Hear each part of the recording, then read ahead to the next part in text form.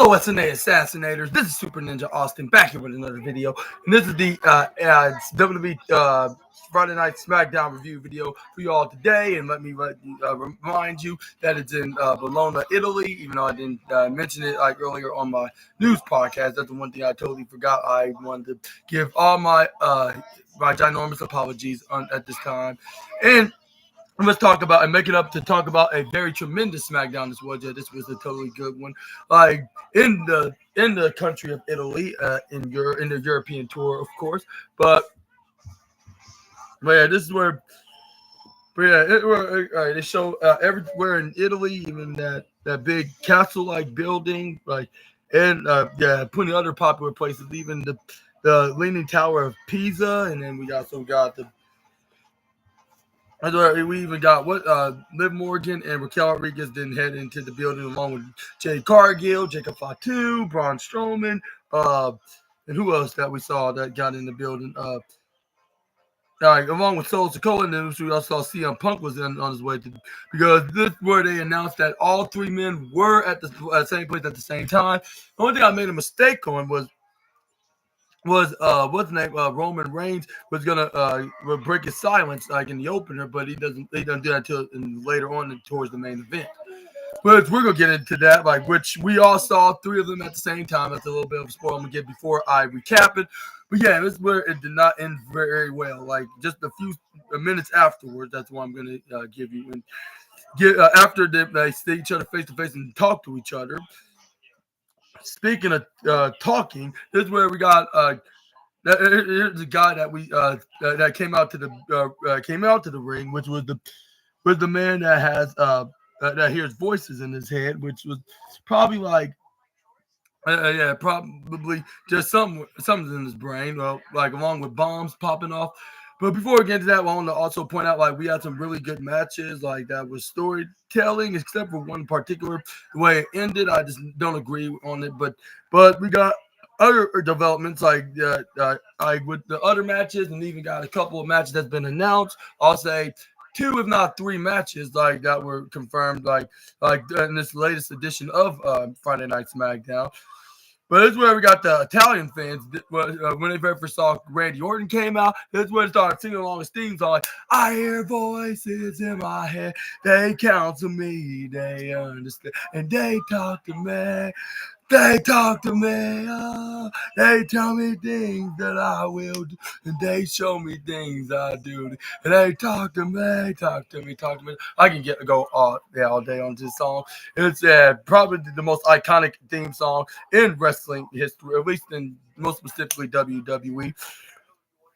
As soon as Randy Orton got into the ring, this is where we got Randy Orton did his pose, to the Italy fans. This is where he gave a huge shout out to the Bologna fans. This is where that with them still singing along a song, because whatever wrestler that has a very popular theme song, you damn sure right they're gonna be singing along with their favorite wrestler. This is where the Viper then got in the ring, got on the microphone, fans start chanting Randy, Randy, Randy, Randy. He was like, yeah, thank you. He's like, now let's get to business. And this is where he started talking about. Before we can even get to business and talk about the guy that we all know we're going to be referring to, into the build-up to the match. This is where we got Kevin Owens comes in and interrupts him. This is where we try to get into the brain of the Viper, if he's his voices and his bombs that set off in his head. But this is where of course, Randy, you're going to be going out first. That's why I let you out here first. But I don't mean to interrupt you, but I have something very important to tell you. What you trying to play the mind game to try to convince him what's the reason why what he did to the likes of Sammy and Cody. This is where then he okay, I was 100% wrong about you, Randy. This is where Randy's you think, and this is where this is where the fans start saying something in Italian, which I'm not sure what it was, but I have a feeling it's something that's not appropriate for anybody to hear, but. That's where Kevin Owens explained to Randy, saying you didn't deserve that power drive I did to you a couple months ago. This was all Cody Rhodes' fault, and he deserved everything what I did to him, and Sami Zayn deserves every single thing as well. But But the reason why I did pile drive is because you took Cody's side, and again I took it out of anger and tried to take you out. I'm trying to take somebody out that he loves the most to send him a message of what we're do to him next. And this where he's like, and this was like. It's like the one person that makes stupid mistakes and regret about it, regret about it later is you, Randy. Like, which he was trying to be, what's it called? Excuse me. Trying to be honest, but he was saying in a mean way. This was and yeah, you got everything that was coming to you. Like you and those voices that come from your head, do things that you don't want to do, but you end up doing them anyways. You're like. And you have to pay a hefty price on it. This is where then he like if Randy, I mean it in the bottom of my heart. I can forgive you for taking Cody's side. If you forgive me for pile driving right into in that mat that's in the ring, this is where he's like just leave it in the path where it belongs. Which I was like, if it was any other time, like with taking sides, if it was more than just taking sides, like yeah, like maybe Kevin has a point. But then again, like he did pile driver him, so he's gonna have to pay that price. But then we're gonna see the payout probably at WrestleMania this year at the 41st anniversary show. Well, I'm not sure if it should be celebrating the anniversary, like it went to only the 41st, only just like for the show to happen. And look, Kevin Owens is like, you know why I took out Carmelo Hayes out of that ring before you punt kicked him last week, like. Because I was trying to save not only Carmelo but save yourself from taking you for yourself because you and I both know you don't want to go back to the Randy Orton from 16 years ago that kicks people in the head. Like nobody want to see that. Like that's not who you are anymore, Randy. You have changed. Like you are grown and you're a legend. Which I'll say that's true, but I'd rather prefer that Randy Orton go back to the 2009 version of himself when he started punting people in the head. But that's only occasional that he does that these days. But that's where Kevin Owens is like in your future is WrestleMania, which he had been in over dozens of them, like ever since he's been in WWE. But that's where then Kevin Owens is like, you know what I think, Randy? Like, I can't think of a better moment right now at the biggest showcase event of the year, because it was you and me becoming the tag team champions of this very company. We were thinking about we were just this close just a few months ago, and yeah, pretty impressive. But yeah, we were just being tag team champions, but we've had things between us. But let's forget about that in the past. And at WrestleMania, you and me go for the tag titles, which he was probably trying to go after for the street profit. He's like, and this way, then he started telling, shut up to the fans. This was like we want to shove you in the face, and this was and he's like, now Randy, don't listen to them. Listen to me, your good old buddy. Which if he didn't attack Randy, you probably would have, but you know the rule of Randy Orton. Like somebody attacking, he's not gonna forget. Like he's gonna remember that. And then the Randy Orton's like, I should do exactly what I said. I shouldn't tell you right now. Which I would run out of this ring, go directly to you, and beat your ass, and all over this damn arena, and part my languages in front of the kids. But that's what Randy said. But it was but what you said right here, it was intriguing. It was I never ever just heard anything. Like that, Kevin Owens, admitting that he was wrong. But think about it for a second. No, you can take that half an apology and shove it up where it doesn't shine. And this is where the fans start saying, yay! Well, he didn't say where it doesn't shine. He actually said the word. But this is where Randy, yeah, you talking about saying. You talking about Sammy and Cody, my friend and your friend, saying they deserve this and they deserve that. The only thing that somebody deserves anything, is you to get a boot straight up into your head or to your skull. I'm gonna kick you so hard, maybe the pain on your back, the pain on your back will finally heal and finally will heal and finally lift your brain up where it belongs. Then he dropped the B-bomb on him, calling him that as well, following that up. You said you shouldn't have dropped me right back in my head. Maybe you shouldn't have gave me that apology. You were just saving for myself the reason why I did. I'm glad you dropped me on my head. So you know why? Because now, I hear voices in my head. The voices out of here, they counsel me and they understand. And they talk to me like the theme song goes, on the theme song. The theme song goes on his entrance. This is where he said those. Like, you know what they say? Like, they say whatever in Vegas, like Oregon State.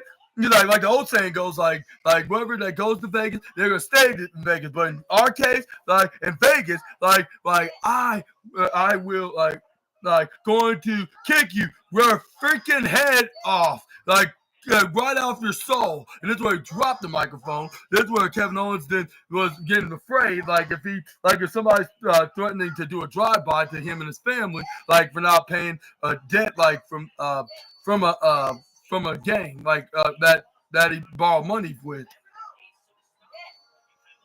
But this is where the promo ended with Randy Orton promises he's going to give a punt kick. And I think that's the goal right here in this match, which I like the build. Even though some might say this is an awful build, which I don't think it is, at least in my taste into the matter. But let me know in the comment section right down below on what's your preference about this program. Do you think Randy Orton will eventually punt the head of Kevin Owens, or do you think it's gonna be nothing but a tease? Which I don't think they will go this far, like leading us to WrestleMania just to be nothing but just a lone tease.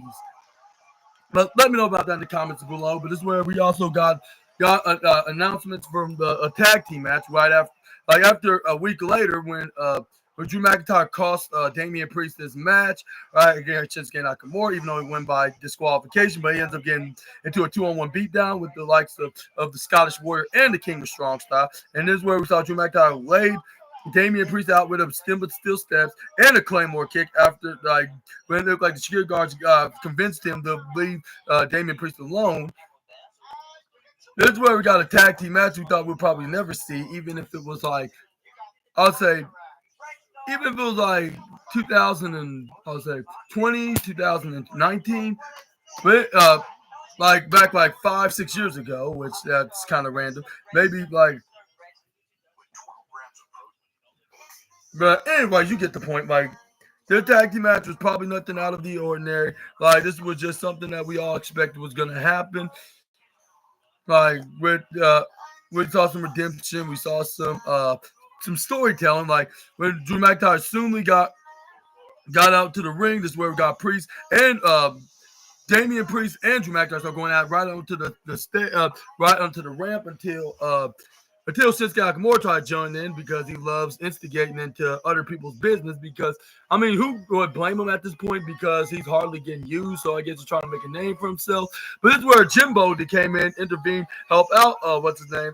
Damian Priest. Here's the Uso splash. This is where it started off with Jimbo against Drew. That's where the Damian Priest all right, get your cowardly ass in this ring. This is where now quit being so afraid and actually be a man like you claim to be, unless you. Unless you really are just a wimp. This is where then Drew McIntyre I've never been a wimp. Like they call me Big D for a reason. And this is where the Jimbo started giving him some knife-edge chops with some right hands. I guess he was provoking Gunther, like he's those guys over at the other company. But yeah, because considering his twin brother has a match against him at WrestleMania. So I guess he's trying to provoke him much as he can. I would have expected him to wrestle him tonight for the fact that Gunther then started talking trash with him this past Monday when they were in Brussels, Belgium. But that's where we got Drew McIntyre hits Jimmy Uso with a belly-to-belly suplex. Is where he's like, all right, Drew, try to prove it. This is where then fans are chanting, oh, Drew McIntyre. Oh, Drew McIntyre. And this is where the Drew McIntyre started booting him right into his neck. This is where he's like, and this is where he tried to squeeze the breath out of his body. This is where we got This is where they got Drew McIntyre got right to the middle ropes, into the bottom corner side. And the bottom side is where he hits the slingshot right into, or catapult right onto the bottom ropes, or more like the bottom side of the middle ropes is where, or underneath the middle ropes, whatever you want to call it. Then Drew McIntyre started doing some more hillish torturing maneuvers onto the twin brother of the Yeet Master. This is where what's the name? Shinsuke Nakamura tags in Drew McIntyre after he hits Jimbo hit a strike. It's where then he hits a right strike to him after ducking out of the clothesline of Drew McIntyre. Hits him right to the left corner side, hit an uppercut again. But Shinsuke Nakamura tried to trip him over, which he successfully did when he went to the right corner side. And he sent him right onto the table after hitting a flying kick right into his face. And where Nakamura Who wants to see the gruesome annihilation I'm gonna give to your precious Jimbo? Or whatever he said it like, but anyway, this is where we got the partial powerful force and all the professional wrestling then came on, which was the commercial break, of course. And once we got done with the adverts, this is where we got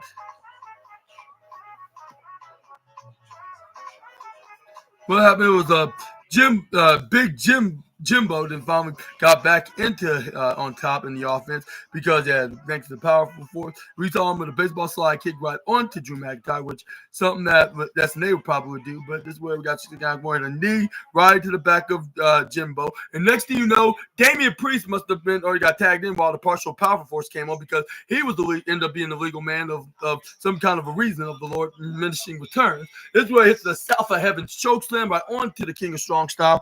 1, 2, 3. Your winner of this match, Damian Priest and Jimmy Uso, or should I say Jimbo, until Drew McIntyre came in like 10 seconds later after the celebration. Drew just hits a right arm right on the back of Damian. That's where he hits some right hands to that's where Drew McIntyre. Here's Damian Priest like, every time I see you, like, I just got to stand and look at you. Like, I'm coming for you. Until he got Damian Priest, grab him by not only one, but two hands. Like, he was about to hit a tree slam. But this is where he didn't drops him down right in the back of his head. Like, boom, boom, boom. And starts slamming him right in the back of his head. So I hit him right hands like, So I hit him left, right, left. And then this is where he tried to block. This is where he tried to block his head. This is where then there was no use until we got Drew McIntyre then go for a Claymore, even though Damian Priest was barely hanging right to the bottom corner in the middle ropes. This is where Drew McIntyre started doing the count out like 3, 2, 1. And this is where then he Claymored him right in the side of his face, like boom. Like this isn't no, this will be you and me. And now I'm not sure if they announced this match like they did with the Randy Orton versus Kevin Owens match, but I'm pretty sure that it's likely that they're gonna book that's going to be the case. Like the rumor that's been speculated since the beginning of February after the Royal Rumble, which I'm saying at first I did not like the idea, but it's grown into me. Like I'll say if it changed, I wouldn't mind, but at the same time, if we're already doing this like storyline, like there's no, I don't think there's no use to go back at it. But that's where we got Braun Strowman was training backstage to get prepared for his match against Jacob Fatu. Here's where LA Knight's like, look, Braun, like I hope that you do like smack that wildness right off his head, like with him like just tell him that. This is where he's like, yeah. That's where then we got. This is like, but the thing, like you gotta understand, like these guys like to work, like. So I like to work together and try to do the numbers advantage. So I'm gonna keep my eye out in case if you need backup or something like that. This is where then Braun Strowman's like, before you leave, like I'm gonna tell you one thing. I can't get my hands on Jacob Fatu. You know why? Because just for the fact I spoke to Nicholas the Ridiculous like a little bit ago. He was not ridiculous this time because he gave me an opportunity. If I beat Jacob, I get a shot at your United States Championship. Which he just said directly, said in those words. This is where then he's like, and I'll be at WrestleMania. And I was like, oh yeah, like, yeah, ain't that so? He's like, oh, and this is where they brought up like, yeah, that's so. Yeah. And this is where LA's like, you can't do it, yeah, like more, you can't out yeah me. I'm the master of the yeah. And this is where he did it right back at him. Which I'll say it probably gets the silver goofy wrestling trophy of the night, I gotta admit. Just some the minor comedic spotlight because we all know LA Knight does the catchphrase. But this is where we got a backstage face-to-face interview, virtual interview to be exact, from the excuse me, are you okay? But yeah, for the women's championship between Charlotte Flair and Tiffany Stratton. Even though like you feel that the queen is gonna get the W, let's hope they don't do nothing similar by have to be burying Tiffy like they did to another person when the last person Charlotte Flair got feuded with for that particular women's championship, which I'm not gonna get into at this time. But anyways, is where we got on the replays when their brawl like was all over the arena until like we got. But that's where we got the virtual interview between Charlotte and Tiffany Stratton. And I like how they did this. Like, and they even start talking about everything that's so true about each other, especially one like with Tiffany Stratton was. I know he did. Tiffany Stratton, like then even admit that she's was basically her idol, like the reason why she is in this business in the first place. When I was in the kitchen. But that's where it got. It was Joe Tessitore that was doing an interview by talking to him directly on the Titantron screen. This was Tiffany. I'll start with you. Like last week, like in the paper, we haven't seen before. But yeah, we saw you never seen before. Like, can you do me a favor? Like what's your mindset like 4 weeks away before the showcase of the Immortal? But that's where Tiffany Stratton he was like, I feel like, and before she can even say anything, this is where Shaw Flair had to interrupt rudely, saying like, the Queen speaks first, which I was very rude of the Queen. Yes. Why it always depends on me? I'm trying to. Not you. Like, you know what? If you don't listen, you're gonna be soft. Yeah, no, his mama gonna put him in the bathroom. Not trying to be mean, but if you're gonna have me do it, then it's not gonna take long. It's gonna be strong.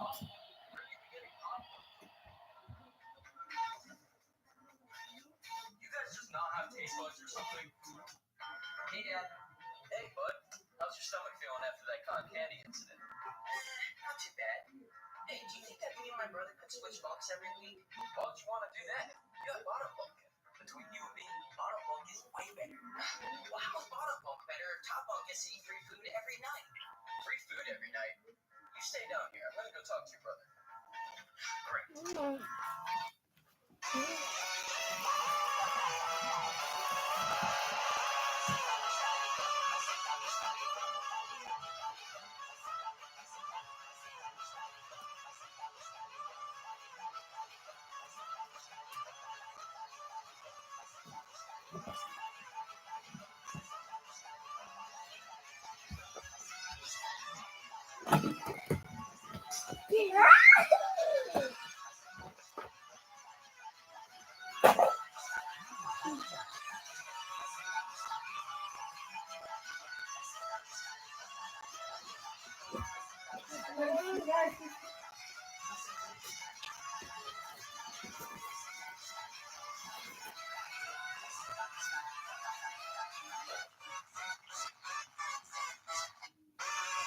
Now turn that off. Here, I see another one. Turn that down. Now turn it down. Yeah. Motorcycle with my boyfriend when we had an accident. I can't work. I've been having terrible stomach pain for days, and the doctor told me to rest at home. Among them, who is pretending to be sick? Is it girl A who is wearing blue dress, or girl B who is wearing red dress? Who is wearing a black T-shirt? Only 10% of people. Wearing a black So write your answer in the comments. Ready? I'll start the.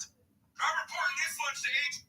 I finished the dishes. I finished the trash. All right, time to pick out your prize from the rewards jar. Okay. No, I'm going first. Ooh, I get to pick out the toy tonight. I'm thinking My Little Pony because I know that's your favorite. Really? Let's see what I get. Perfect. So what did you get? I get to pick out what we're eating for dinner. Oh no, what are you gonna get? I'm picking pizza. Oh good, I thought you were gonna try to get me back. Spinach pizza. You wouldn't. Already did. Sorry, Marty. Sure, here you go. Yeah, it's the best one. What did you get? I get to pick out any family activity. You wouldn't. I finished the dishes. I finished the trash.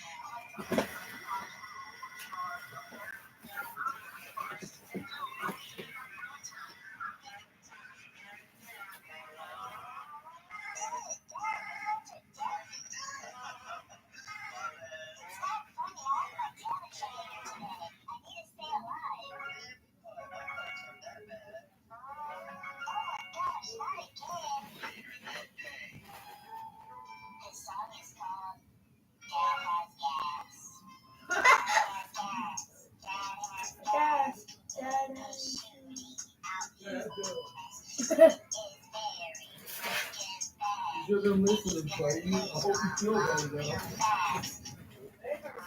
Hey, no. Sorry about that. You're good.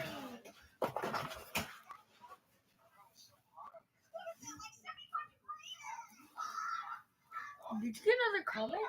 Like another viewer? Yeah. That guy, that's the one I'm telling you about.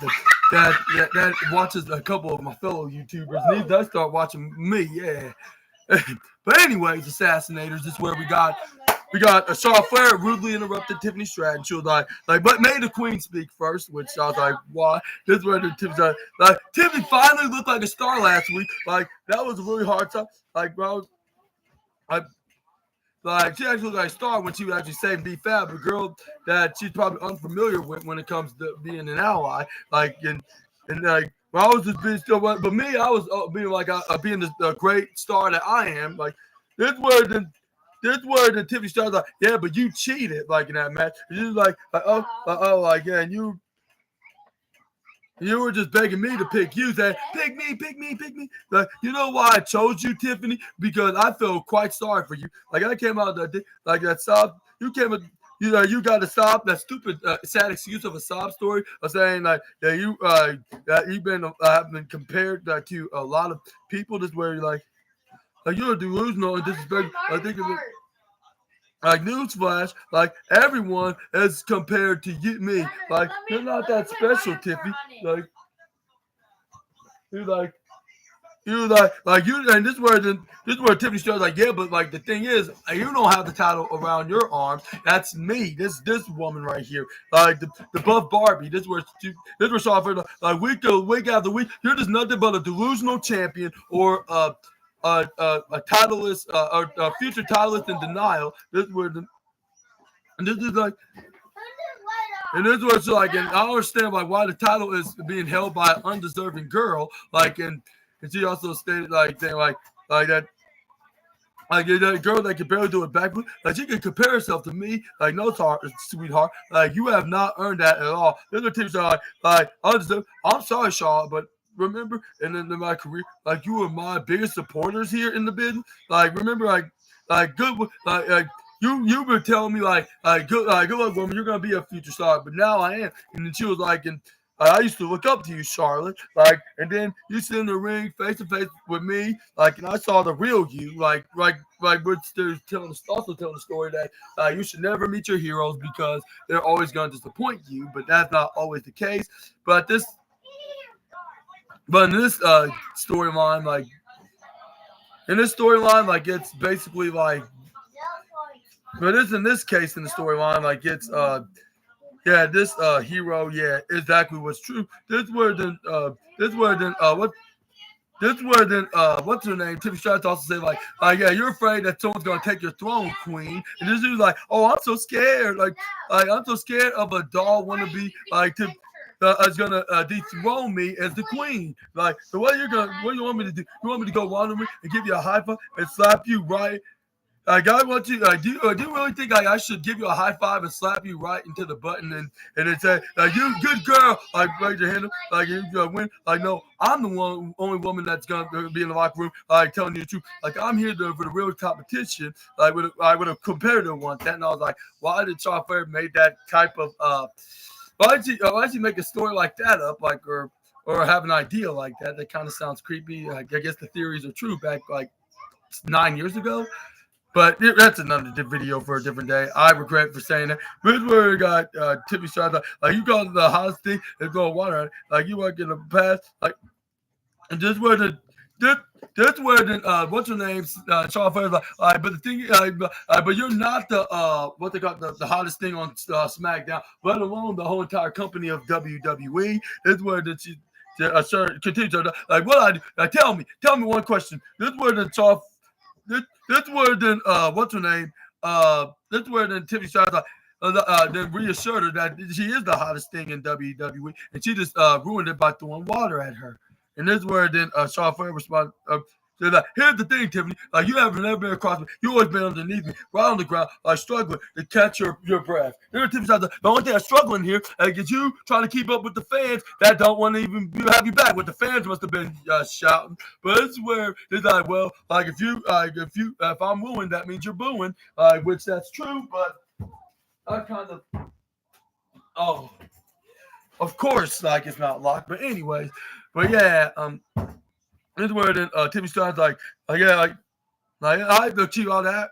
Like this is where it's like you like you already achieved your accolades, and as a woman your age, I think your prime years are over. This is where then Charlotte Flair's like, what are you talking about? Like, well, by the time you're my age, you're not going to even have a job here. Which I was like, I don't know about that. I was like, unless she retires, like that's the only way she won't be here when she's by the time when she's damn near 40. Like she'll probably already achieve everything. Considering she's 25 and she's still achieving gold. Like she's been the NXT Women's Champion, Miss Money in the Bank, and she cast in to become the WWE Women's Champion. But this is where we got Timmy Starks. I'll see you in the showcase of the Immortals. If you know her message, and she basically telling her that she will indeed gonna prove her wrong. And yeah, she's not only just the megastar of tomorrow, but she already is today. But the question is, I want to ask you, who's gonna win? Do you think is it gonna be the new coming veteran, or is it gonna be the idol legend? I guess you could say that's gonna walk out as your women's champion. Let me know down in the comment section right down below. It made this extra intriguing. It definitely continues to question like who could it be? Like now they're making this a little bit extra unpredictable. But moving on, we got Jacob Fatu then came out because he wants to shot the United States Champion. But not only that, he wants to wipe out Braun Strowman for good, which let me tell you something, that's not exactly what happened. It's where then we got, as soon as we got the match started, like this is where then we got them start going at it. But this is where Jacob Fatu kicks him right in the face when he got him right to the upper left side. This is where then he tried to run up to the monster of all monsters. But this is where the one big SOB picks him up like, boom! And this way he slams him right down to the ground. And this way we got Braun Strowman immediately clothesline up Jacob Fatu. And this way we got Braun Strowman was like, let's get the show. Let's just get this show started, like Jacob. And this way he throws the Samoan Werewolf right back in the ring. The big old SOB then hits a big old boot right into the face of the noggin of the werewolf. This is where fans are chanting for Braun Strowman, but in their native language of Italian. Okay, can you put it back on, Trey? This is where I got Braun Strowman going for suplex. This is where we got Braun Strowman's like, all right, say it with me, like, Braun Strowman. This is where we got. This is where we got Braun Strowman hit a splash right on the Jacob Fatu. This is where we got do not think about leaving. Yeah, thank you so much for that. I bet they're not leaving. Yeah, thank you so much for that. But yeah, you know that guy, like, you know this Michael Vasquez guy. He watches all my other couple of my YouTube homies. Like he watches and he watches mine like and says like these are really good videos that I make. But I do make videos. Yeah. Yeah, to this day. But anyways, this one got Jacob Fatu throws Braun Strowman on the outside, try to go for a crossbody onto Braun Strowman, but this is where we got Braun Strowman. Gets knocked over nearly out right through near the cart of the Prime Energy drink, right into the big bottle itself. This is where we got the partial powerful force and all the professional wrestling came on. And this is when we saw the partial powerful force. It was like the exact same, like the company that's coming against him. They're throwing the reality show of Logan Paul and Jacob Paul, the first commercial, which I thought I might throw that out there. And I totally forgot to tell you on my the other company that I always talk about, which I'm not really going to talk about right now here because, yeah, you know the silly rule I came up with. Like since the two companies don't mention each other by name so often, but they do occasionally. But they try to prefer to refer themselves as the other company or a competition or the company that's like roads away from each other. But yeah, I thought my show that I'm going to talk about with Jake Paul and Logan Paul, like what they call Logan Paul, having his own reality show called The Paul Americans. But yeah, good night to you too. Thank you so much. But anyway, this is where we got Braun Strowman and Jacob Fatu was continuing to throw fists right into each other like if it's a ringside boxing match. But it's where they eventually got back in the ring once the adverts came off, and it was like Braun Strowman that was on top. But no, it was Jacob that was on top. It's where he hits a double senton first and second after slamming the monster of all monsters in the ring. But this is where the werewolf tried to go for the pin, but Strowman did not take 3 for an answer. Like, nope. And this is where then Jacob Fatu like, oh, come on. Like, that should have been a 3. But y'all know that it was not enough to Not even we all know that Braun Strowman would have still kicked out if it was the springboard moonsault maneuver, but this is where we got the Samoan werewolf. The waiting for him to hit the hip attack because that's more prevalent for the Anawati and Fatu family to do this maneuver, like as a running hip attack. Which I wonder who was the one that originally hit the maneuver. I'm assuming it's the Wild Samoans that started doing this maneuver. And that's when it started being more of a prevalent and relevant maneuver that the Samoan dynasty family would be doing. This is where after Jacob Fatu did it, this is where he did the splash. But this is where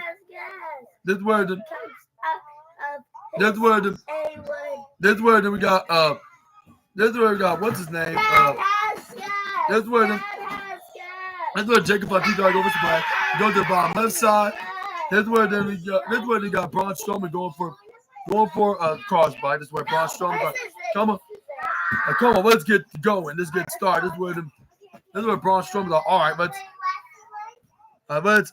get back to business. This is where Braun Strowman is hitting his comeback maneuver, ripped off his shirt. But this is where Tama Tonga that comes in and just creates a diversion. This is where he tried to go for what they call a running power slam. But this is where Solo Sikoa out of nowhere, for some weird reason, he wanted to spike Braun Strowman right in the neck, like ow. And this is where they made him. That's what he stopped in and there. This is where Solo Sikoa like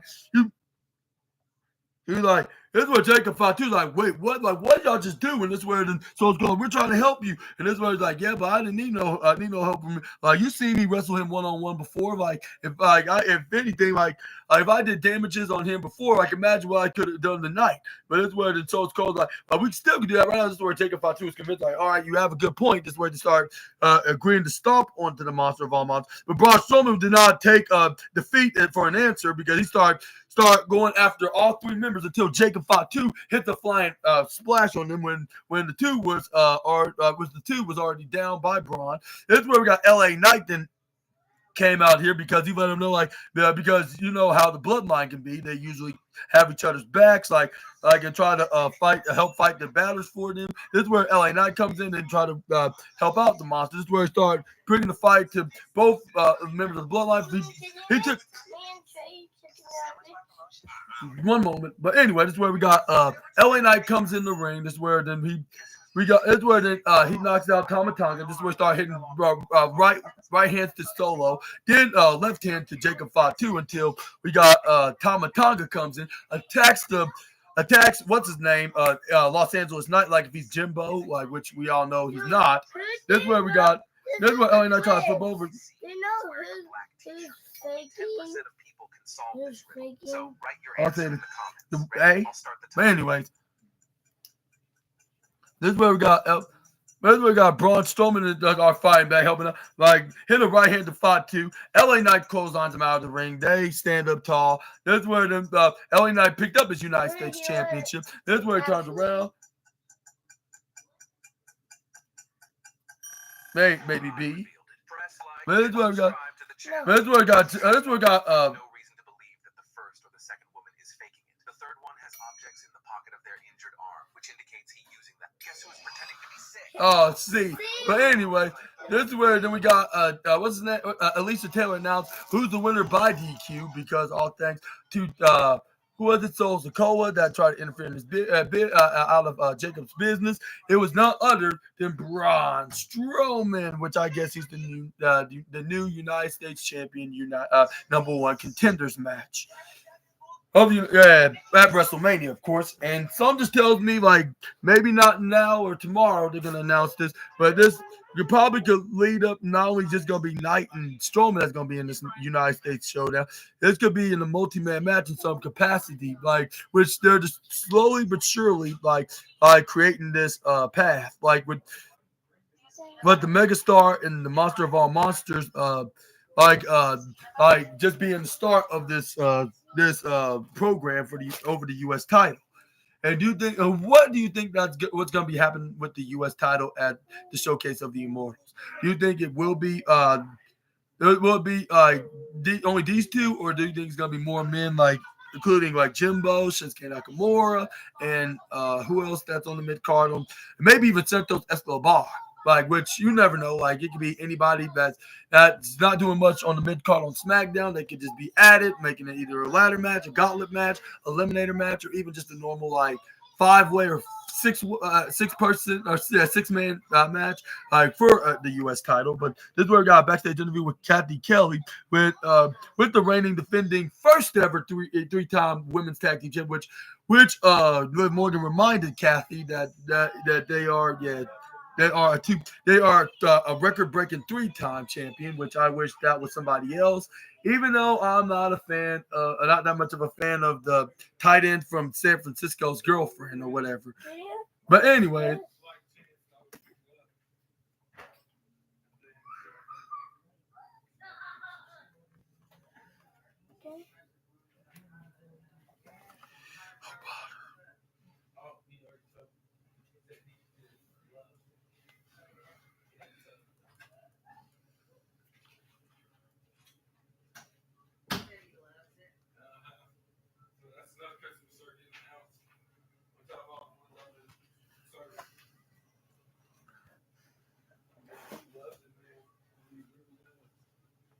This is the mouse dance.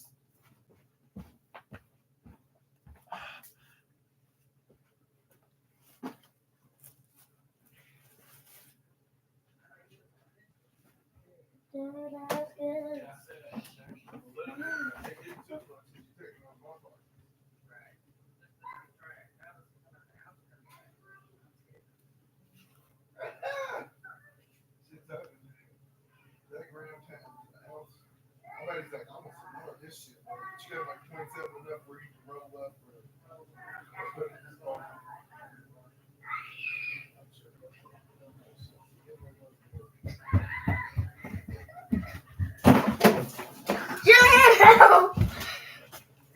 Shay is trying to get me. Okay. All right. Stop it. Happy now. Anyway, this is what we got. Backstage interview with Kelly and with more. Excuse me. Anyways. No. Be good. Try you. Oh my gosh. Why I always do this?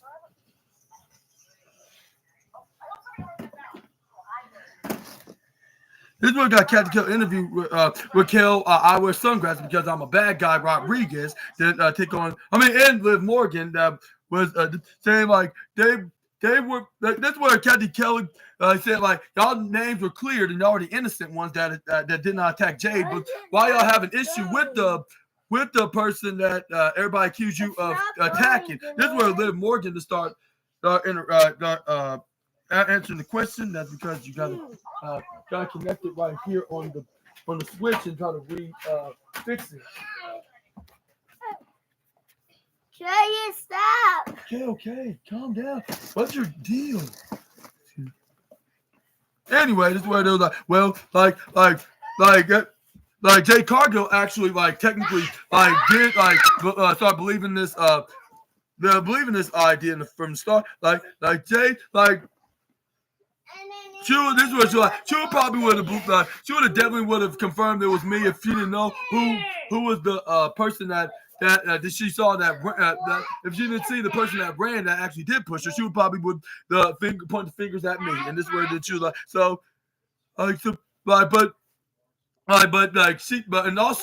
instead of clearing our name, instead of clearing our names, she decided to start taking photos of herself, unnecessary ones, on her Instagram feed, So yeah, of course we have a problem. She did not take our side, of making us actually be like the innocent ones. This is and this was but we beaten her partner Bianca and her replacement tag partner Naomi. So yeah, we were reigning the first ever 3-time history maker, record breaking 3-time. And yeah. And this is where I was unfortunately, because I was preferring to be somebody else, but they were already 2-time tag. Well, actually, when it comes to holding tag belts overall, I know exactly who won the titles record-breaking 3 times, but it is definitely not Raquel and Liv Morgan. Well, at least like at first, originally like about a couple years ago before they went off and did greater things. But anyways, like but that's a different. But when it comes to overall tag team, unfortunately, like yeah, they have not made a 3-time. But we're gonna get into that in just another. This is where the little more that we like, but I am impressed like with what this was like I actually was impressed that like Naomi did a pretty good job attacking her, but she didn't get unfortunately for the glowing wrestler, she did not fully get the job done, which that probably must have gave Naomi an idea about tonight's match with Raquel and with Liv Morgan and Jade Cargill. This is where then we got what's her name? This is where we got Raquel Rodriguez start patting her in the head. This is where like if she's like her little sister or whatever. This is where they show like what happened at the Royal Rumble about a couple months ago, or almost a couple months ago, which was crazy with Roman and CM Punk and Seth Rollins just brawling with each other. This is where we got. And this is where we got the next match, which is Piper Niven against Zelina Vega, because we saw like Piper Niven challenged Zelina Vega, which she obviously accepted. And then Spider-Man. I don't know. Yeah, maybe where you're posing, but anyways, assassinators. They were to start advertising the Hall of Fame along with the powerful force in all of pro wrestling. We all know it's commercial break. Once they got done with the adverts, this is where then we got the match, which I'll say I'm not sure if it was even necessary for the finish to end like the way it did. Even though it shows that this particular wrestler is not buried, let alone being a sacrificial lamb.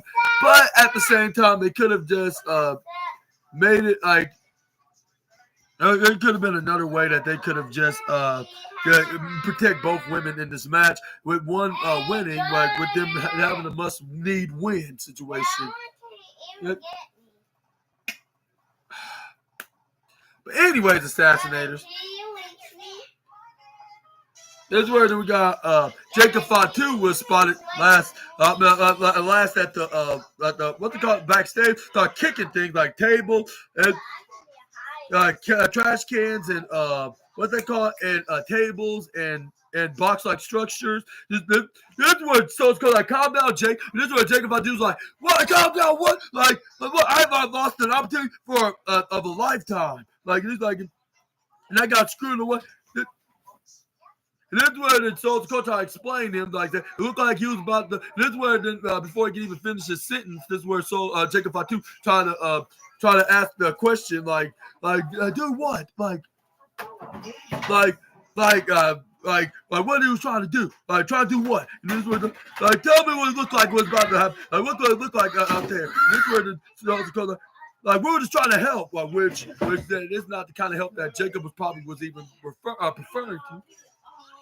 Like maybe they should have helped by creating diversions, but not exactly like him attacking specifically Braun Strowman, which they need to do that because that's going to cause Jacob Fatu the match regardless. Because he's going to lose like if anything happens to Braun Strowman like by somebody interfering in the match because it's not a no disqualification contest. But yeah. That's where the Stones Cold. That's where Jacob Fatu was like respond like we're trying.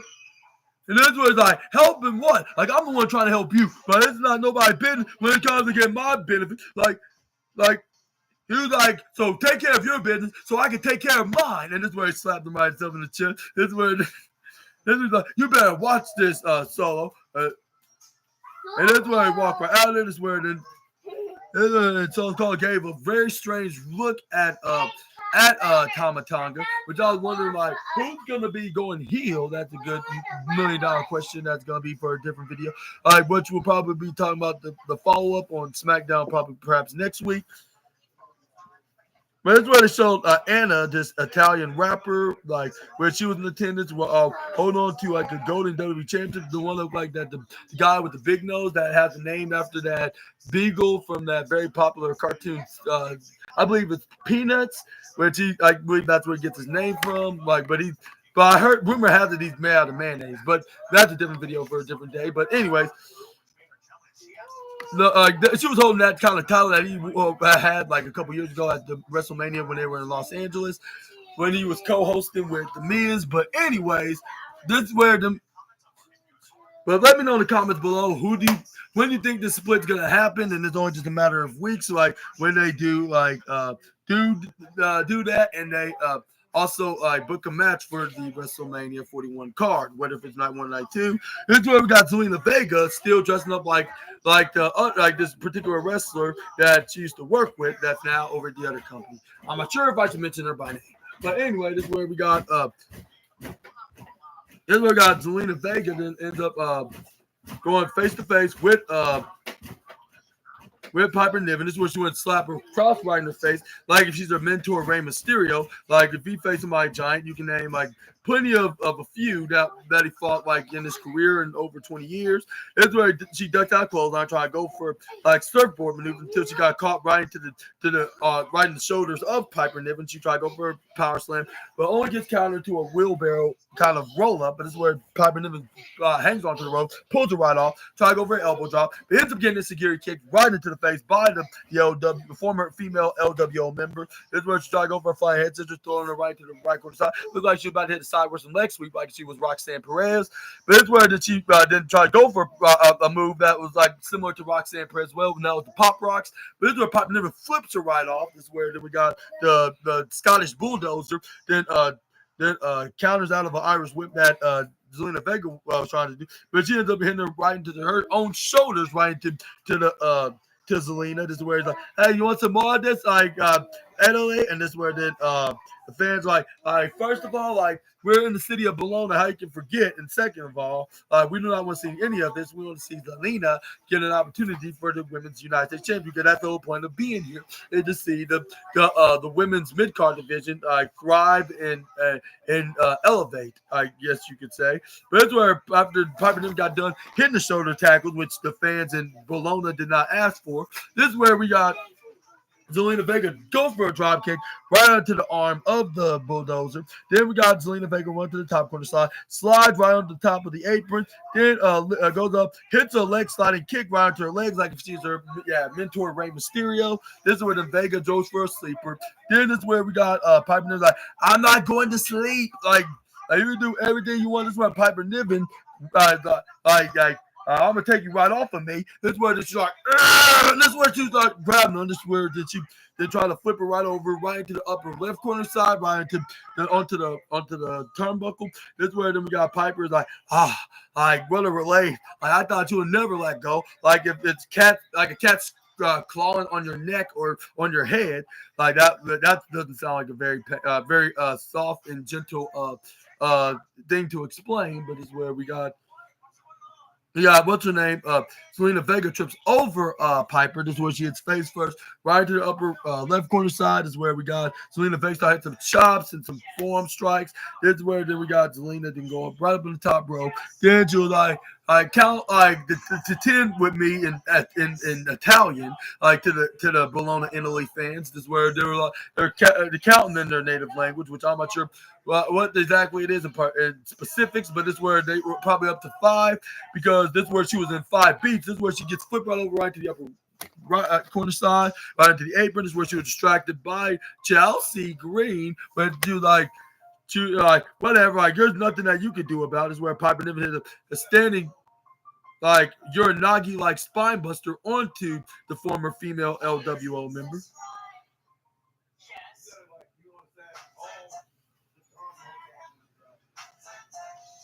But that's where we got. What's his name? Piper Niven started going for what they call a Cobra clutch. This is where you like submit to Zelina, and then this is where then Piper then start dragging her around, spinning her around like boom, boom, boom, boom, like left, right, left, up, down, and center. This is where they drag over a wheelbarrow shoulder tackle. Then she brings down the LWO member. This is where Chelsea's like, yeah, I'm so happy for you, Secret Hervis, Piper. This is where it's like, it is my pleasure, like Chelsea. And this is where Chelsea's like, yeah, I'm the one that groomed her like this, like with her revealing to the Bologna fans, which they didn't give a damn about. This is where then Piper gets thrown right to the bottom left corner slide. This is where Zelina's like, my lower back, which that might have that black guy.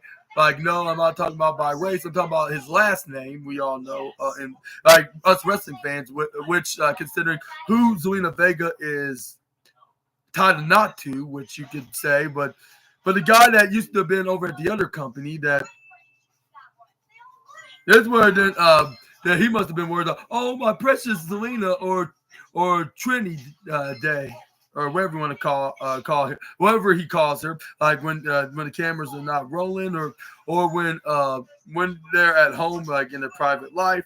This is where then we got Piper Niven, then that puts Zelina Vega right on top on the upper left corner side, hits a big gnarly forearm right into the jaw of hers. This is where then we got the Piper Niven picks up Zelina Vega into a gorilla press position. This is where Zelina then counter hits a sleeper right onto the former dewdrop. This is where then we got Piper Niven's like, kid off of me right here, right now. And this is where Zelina Vega was refusing. This is where we got Piper ends up hitting her right to the upper right corner side, trying to go for a clothesline. Zelina Vega to start going for like a Black Widow-like maneuver, but like she's about to hit a crucifix bomb at the same time. This is where she's trying to make her tap out. I was very amazed and surprised that Piper countered out of it. I was like, how the hell did she just did that? Like, that just don't make no sense.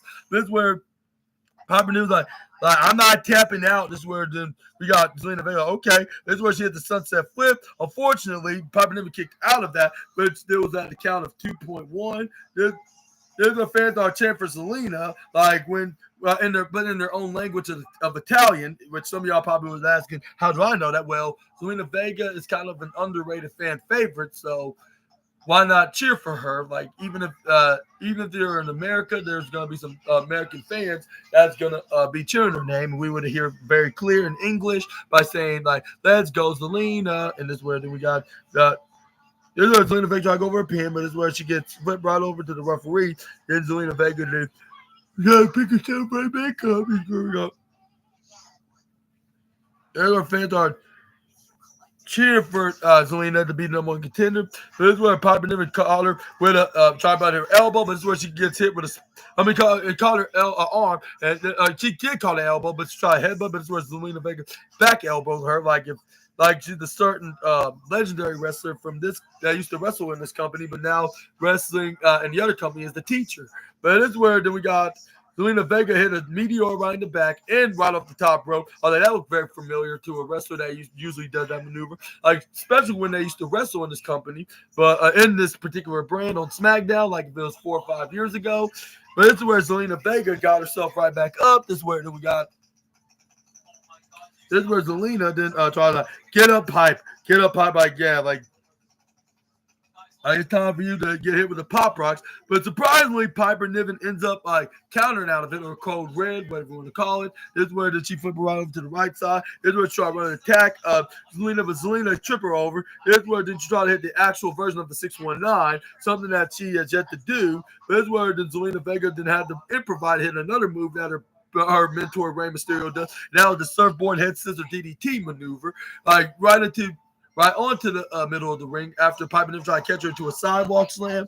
But it's where then we got Piper Niven Zelina Vega goes for a pin, but it's where Piper Niven yet again kicks out. This is where Chelsea Green was like, you were not supposed to count on that. My Secret Hervis Piper was supposed to hit her with just hit you with her signature, followed up with her finisher, the crossbody. And this is where Zelina Vega's like, man, you talk too damn much. And this is where she hits a right hand right to the face of the reigning, defending, youngest, oldest, longest, shortest Women's United States champion, whatever she calls herself.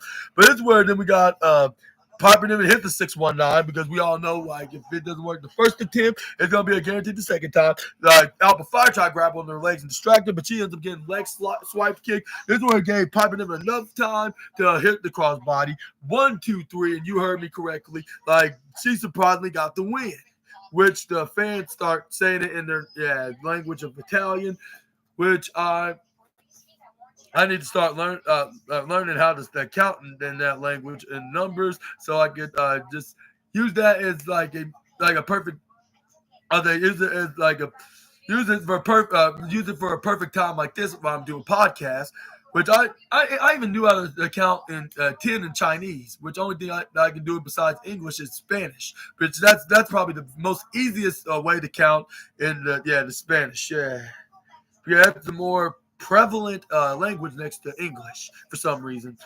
But anyway, this is where this is where then Chelsea Green I knew you could do a Secret Harvest, and I was like, where's it gonna lead into now? Like if what's her name, Chelsea Green's bodyguard could win and beat her opponents too. Like, who's gonna be the sacrificial lamb? Like, do time to time.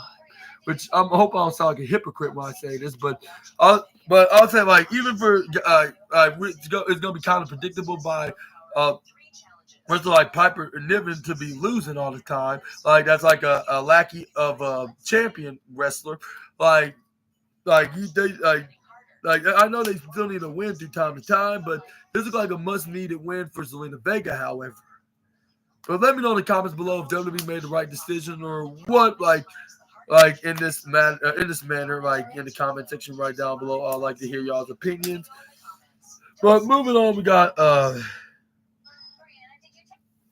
and also I want to ask you who's gonna be the next number one. Who's going to be the next number one contender for Chelsea Green's Women's United States Championship? And do you think this could be a possibility that it's Piper Niven that's going to turn on Chelsea Green and challenge her for the title at WrestleMania? I mean, it's still a possibility, but I think it's a little too early. I think it's going to happen, but anytime after WrestleMania 41. But anyway, this is where we got a vignette with John Cena where he. No, I'm saying like he been trying to impress these fans for over 25 years, but still wasn't enough.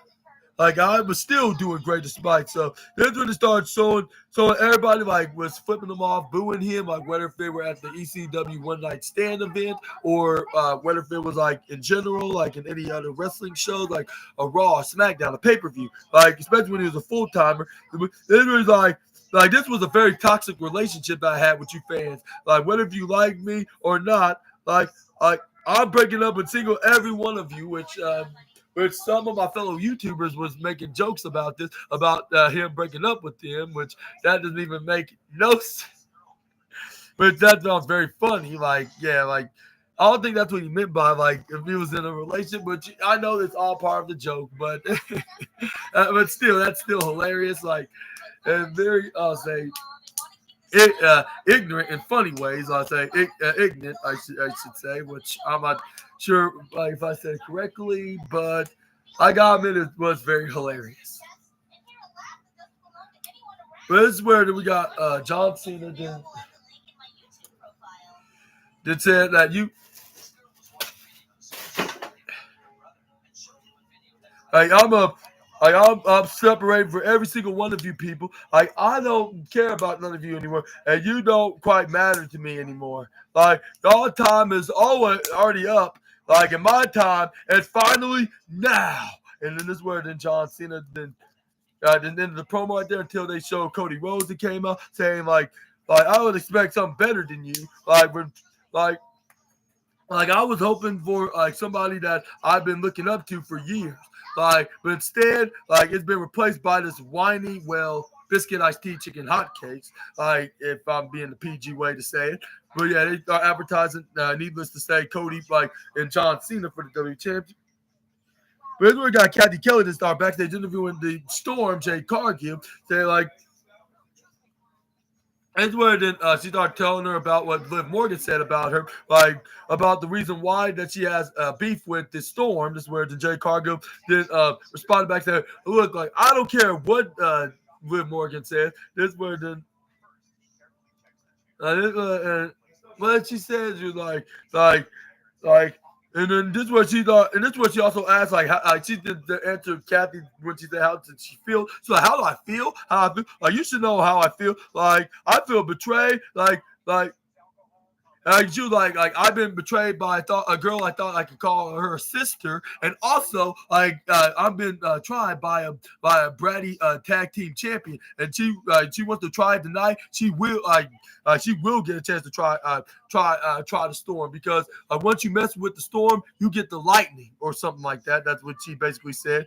And she was like, and she want to continue running her mouth and start disrespecting me. Like, you think I'm not gonna take it? Like, when I'm done with her, like Naomi, like all are gonna be on you, because you will be paying the price and paying the repercussions, like for trying to take me out and replacing me of being Bianca's tag partner. Basically, this is what she was like. She's like, it is just a little preview. Let's just consider this as a preview. What I'm gonna do to you, what I'm gonna do to Liv tonight. Which I'll say, unfortunately, she didn't get the job done. But let's just say she did, gave at least a preview, I'll say like a 10% of a preview, I guess, if I described it correctly, which.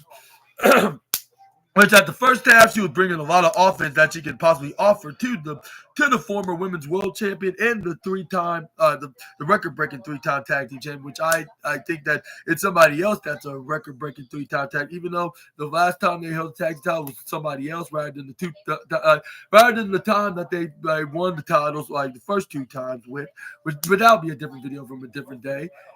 And I wouldn't be surprised, if this wrestler would correct Liv Morgan, which I really wouldn't blame them if they did so.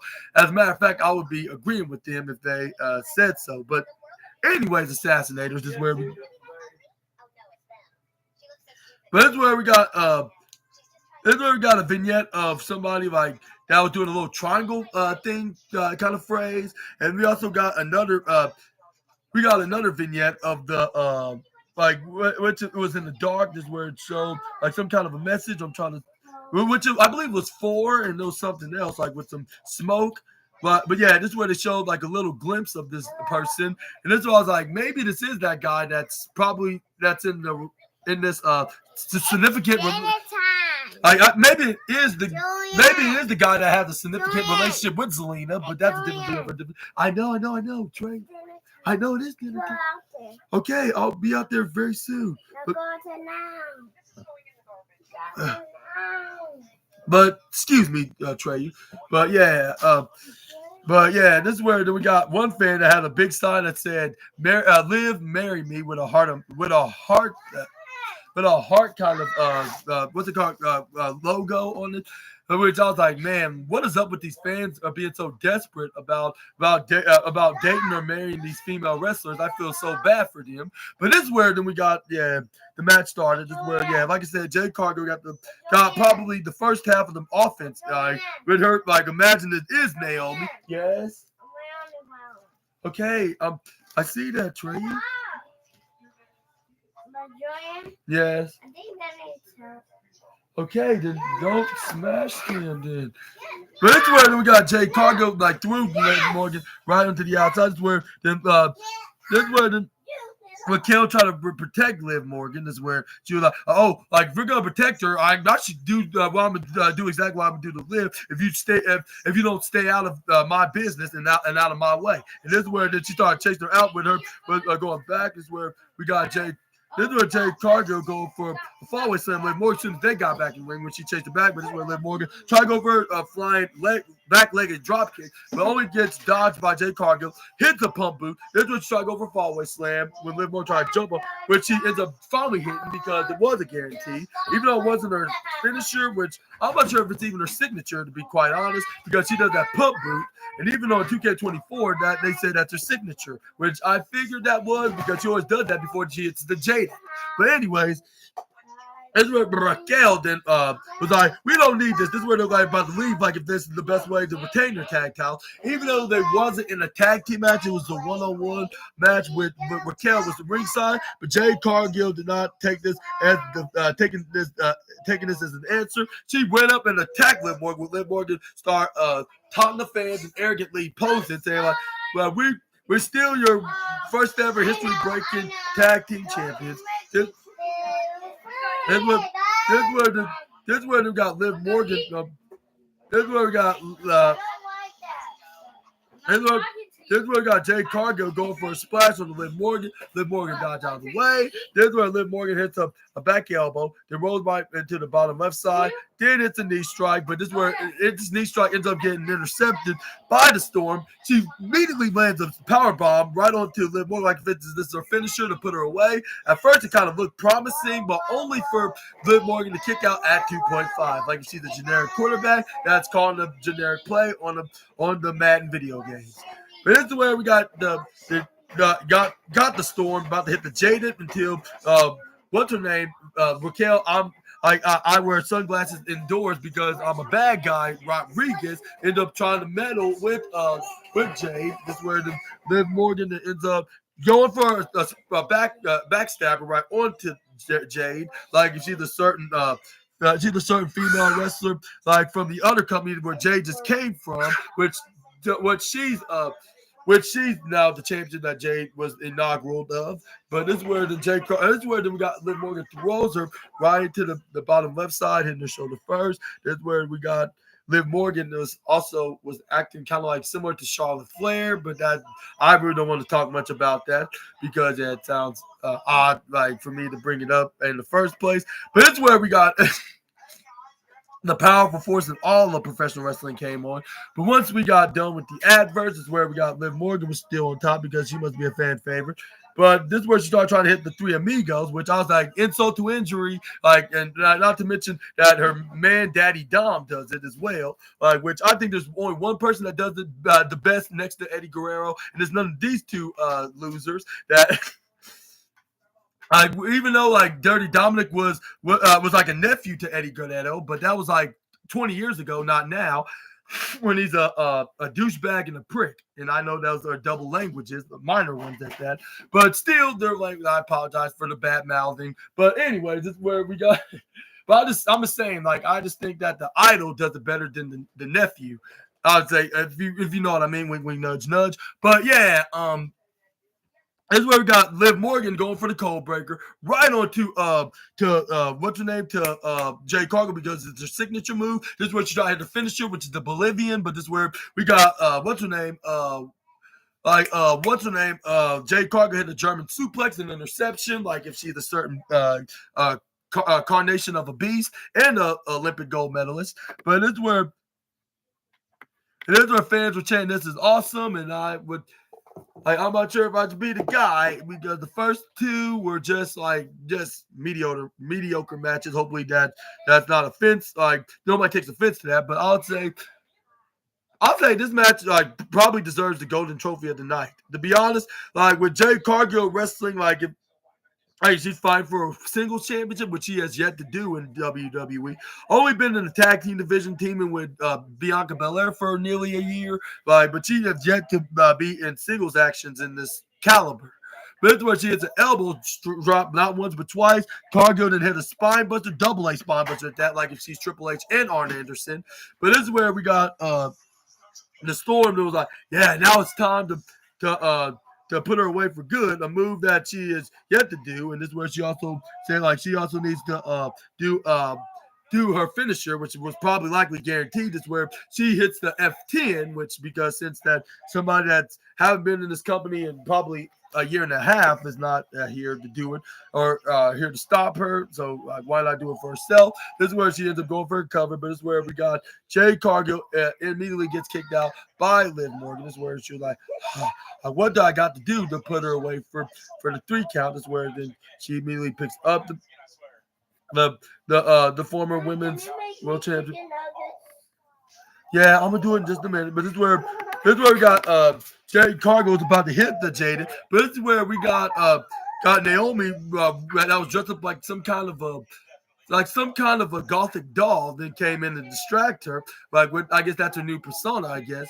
Which she was distracting Jade Cargill. She was like, what the hell are you doing here? Like, you're not supposed to be here tonight. This is what she's trying to hit her with a right hand, but Naomi it went down. This is where it gave enough time for Liv Morgan to about to hit the Bolivian, but luckily Jade Cargill came in, hits a Uranagi backbreaker, like if it's the Irish curse back. But this is what she tried grabbing Naomi's hair, like if she's grabbing onto a doll. This is what she tried to hit her with the Jada, but only gets hit with the head with some.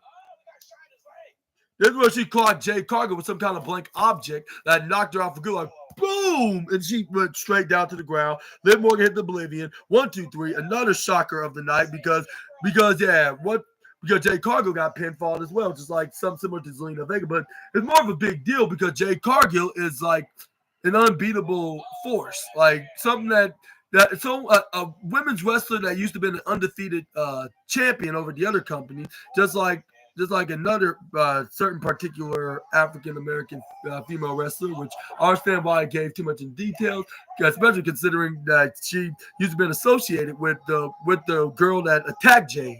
But well, in real life she still does, but you get what I'm saying. But this is where we got Naomi then ends up going for a right hand, start beating her. But my point is, yeah, she was known to be an unbeatable force, but now she got completely squashed by Liv Morgan, even though it had meaning into it. So I'm not gonna be too critical about it. So it's still getting the golden trophy of the best match of the night, and it had some story to tell with Naomi saying, basically saying she's coming after her, she's gonna try to evaporate her for good. But we all know that's likely that's not going to happen. But she ended the beat down onto Jade Cargill by hitting that slingshotting pile driver maneuver that you normally do.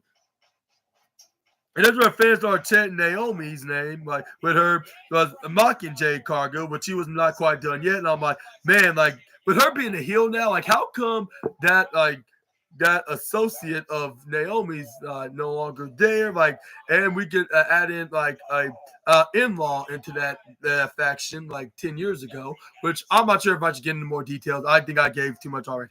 But yeah, what's your thoughts on my point is, what's your thoughts on Naomi in this heel persona, like with her going after Jade Cargill? And do you think that they're going to announce this as a match at WrestleMania, which I think they already kind of pointed that out, but they have not announced it yet. Like they're leading into that mark, which we're gonna probably see one of them next week. Are probably gonna confirm that theory, by calling the other out, by challenging them into a match at the Showcase of the Immortals, adding another match on the card. This is where then we got But it's where we got Drew McIntyre from one match that's probably been announced to that's probably going to be announced to another now, as Drew McIntyre was in a backstage interview with Kathy Kelly, which Drew McIntyre. This is where Drew McIntyre explains why he has not been so successful, like as a main eventer and a champion, and he blames it all on Damian Priest. And I was like, yeah, it's true with some reasoning, but at the same time, like that does not excuse you having problems with the likes of CM Punk and others. So I'm not sure if you should blame everything on the Damian Priest, only just him taking advantage and benefiting off of your mishaps. But anyway, this is what Drew McIntyre explained. Like, I've been screwed in Apache. He was there to just to pick the lifeless bones off the carcasses of the meaty animal. And then this is where Drew McIntyre does. Again, matter of fact, I think it's been. He could if I didn't do what I did out there, he would have been bragging about I beat Drew McIntyre for the 5,346 time. And this is where the Drew McIntyre, that is the stupid verse that you could say, you know what I would love for anybody, especially you, please. Somebody please verbally explain to me, how did I'm wrong? And he's all the time, all I have to do is tell the truth, how can you hide the? How do you hide the facts? Is logic you can't. Let me give you some advice, please. You're as tough as much. I gotta. He's I gotta admit, you are. As tough. You're more tough as you are stupid. Which I guess that's supposed to be a compliment, but it sounds like an insult in some way. But this is where every time I put you down, you always pick yourself right back up and always keep harassing me. And this is where he's I am the first ever and the forever British world champion, and I'll see you around, mate. And this is where he sounded like if he's Australian rather than being Scottish. And I was like, if he's British, how come they say he's Scottish and he's from Scotland, which is from Ayers. He's from the city of Ayers. But anyways, yeah, let me know down in the comment section right down below about this message that he sent to Damian Priest.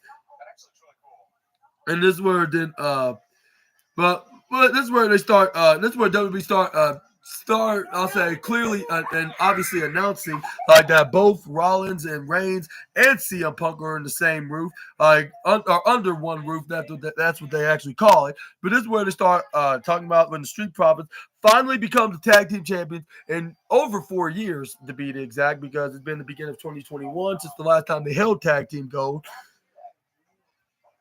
Well, at that time it was silver, but now it's gold. Back to being gold, I should say.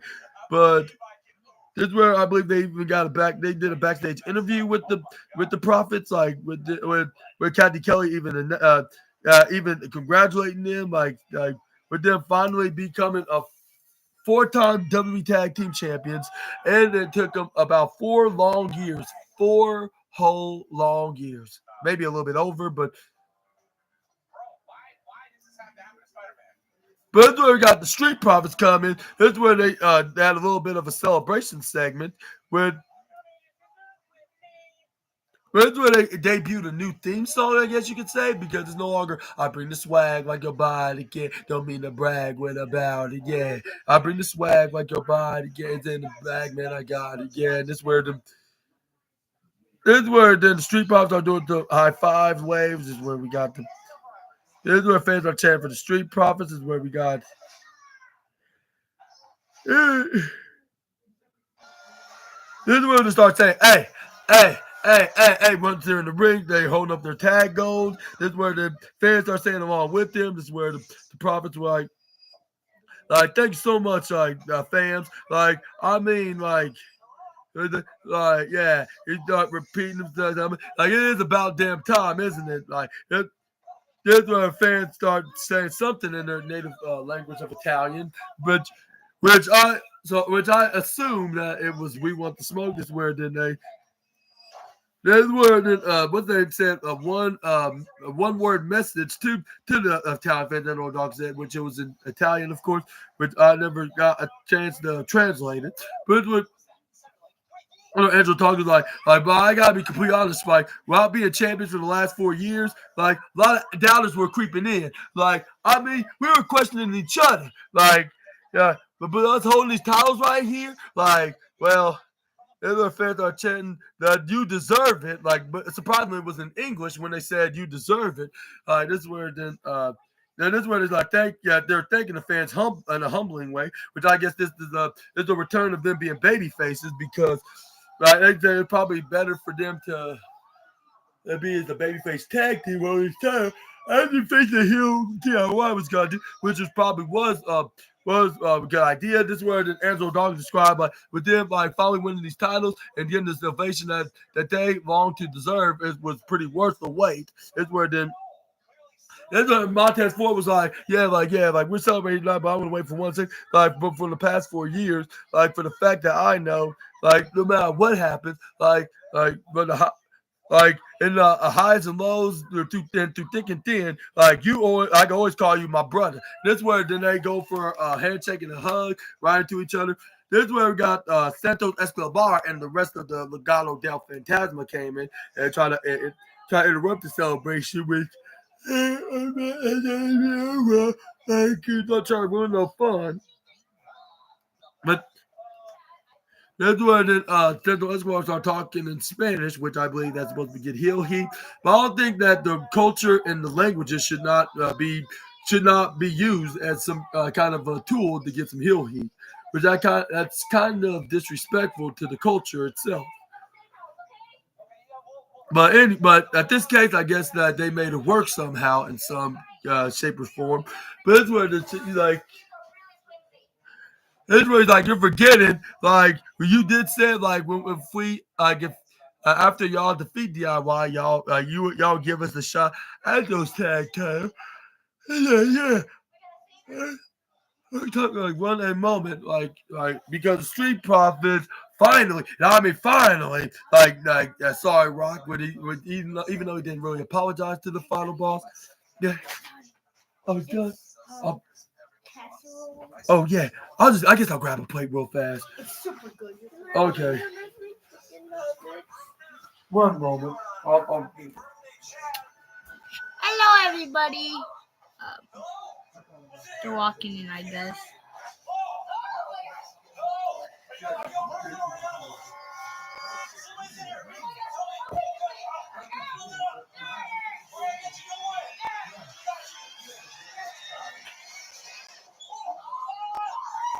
That way, it's supposed to be that way. That couch right there. It's supposed to be over there. Like, what the heck? And I turn my head that way. It's supposed to go this way. Alright, look. You better turn my head this way. Wait. I turn my head this way, but it goes that way. Wait. Wait. Oh, excuse me. Sorry, I was just grabbing this real fast. I was keeping them in. Thank you so much for keeping them to me, Charger.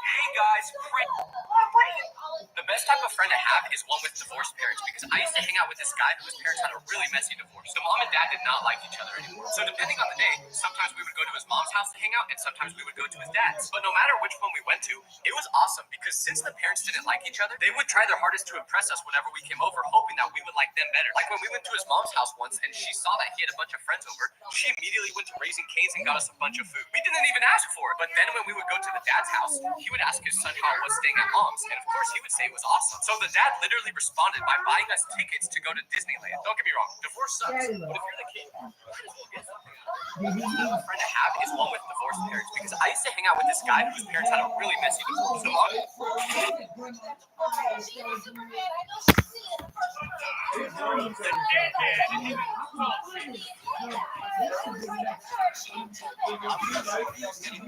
Okay, thank you so much.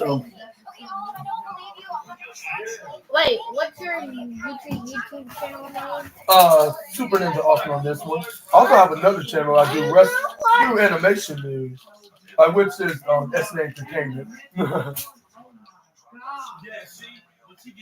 Are you watching his videos? Anyways. Might as well. Yeah, might as well. Yeah, I know that's right. Yeah, Charger. But anyways, that's where then we got this is where we got what else happened? This is where we got it was Central Escobar just said you're forgetting something. Like you were supposed to you owe us an opportunity for those tag team titles.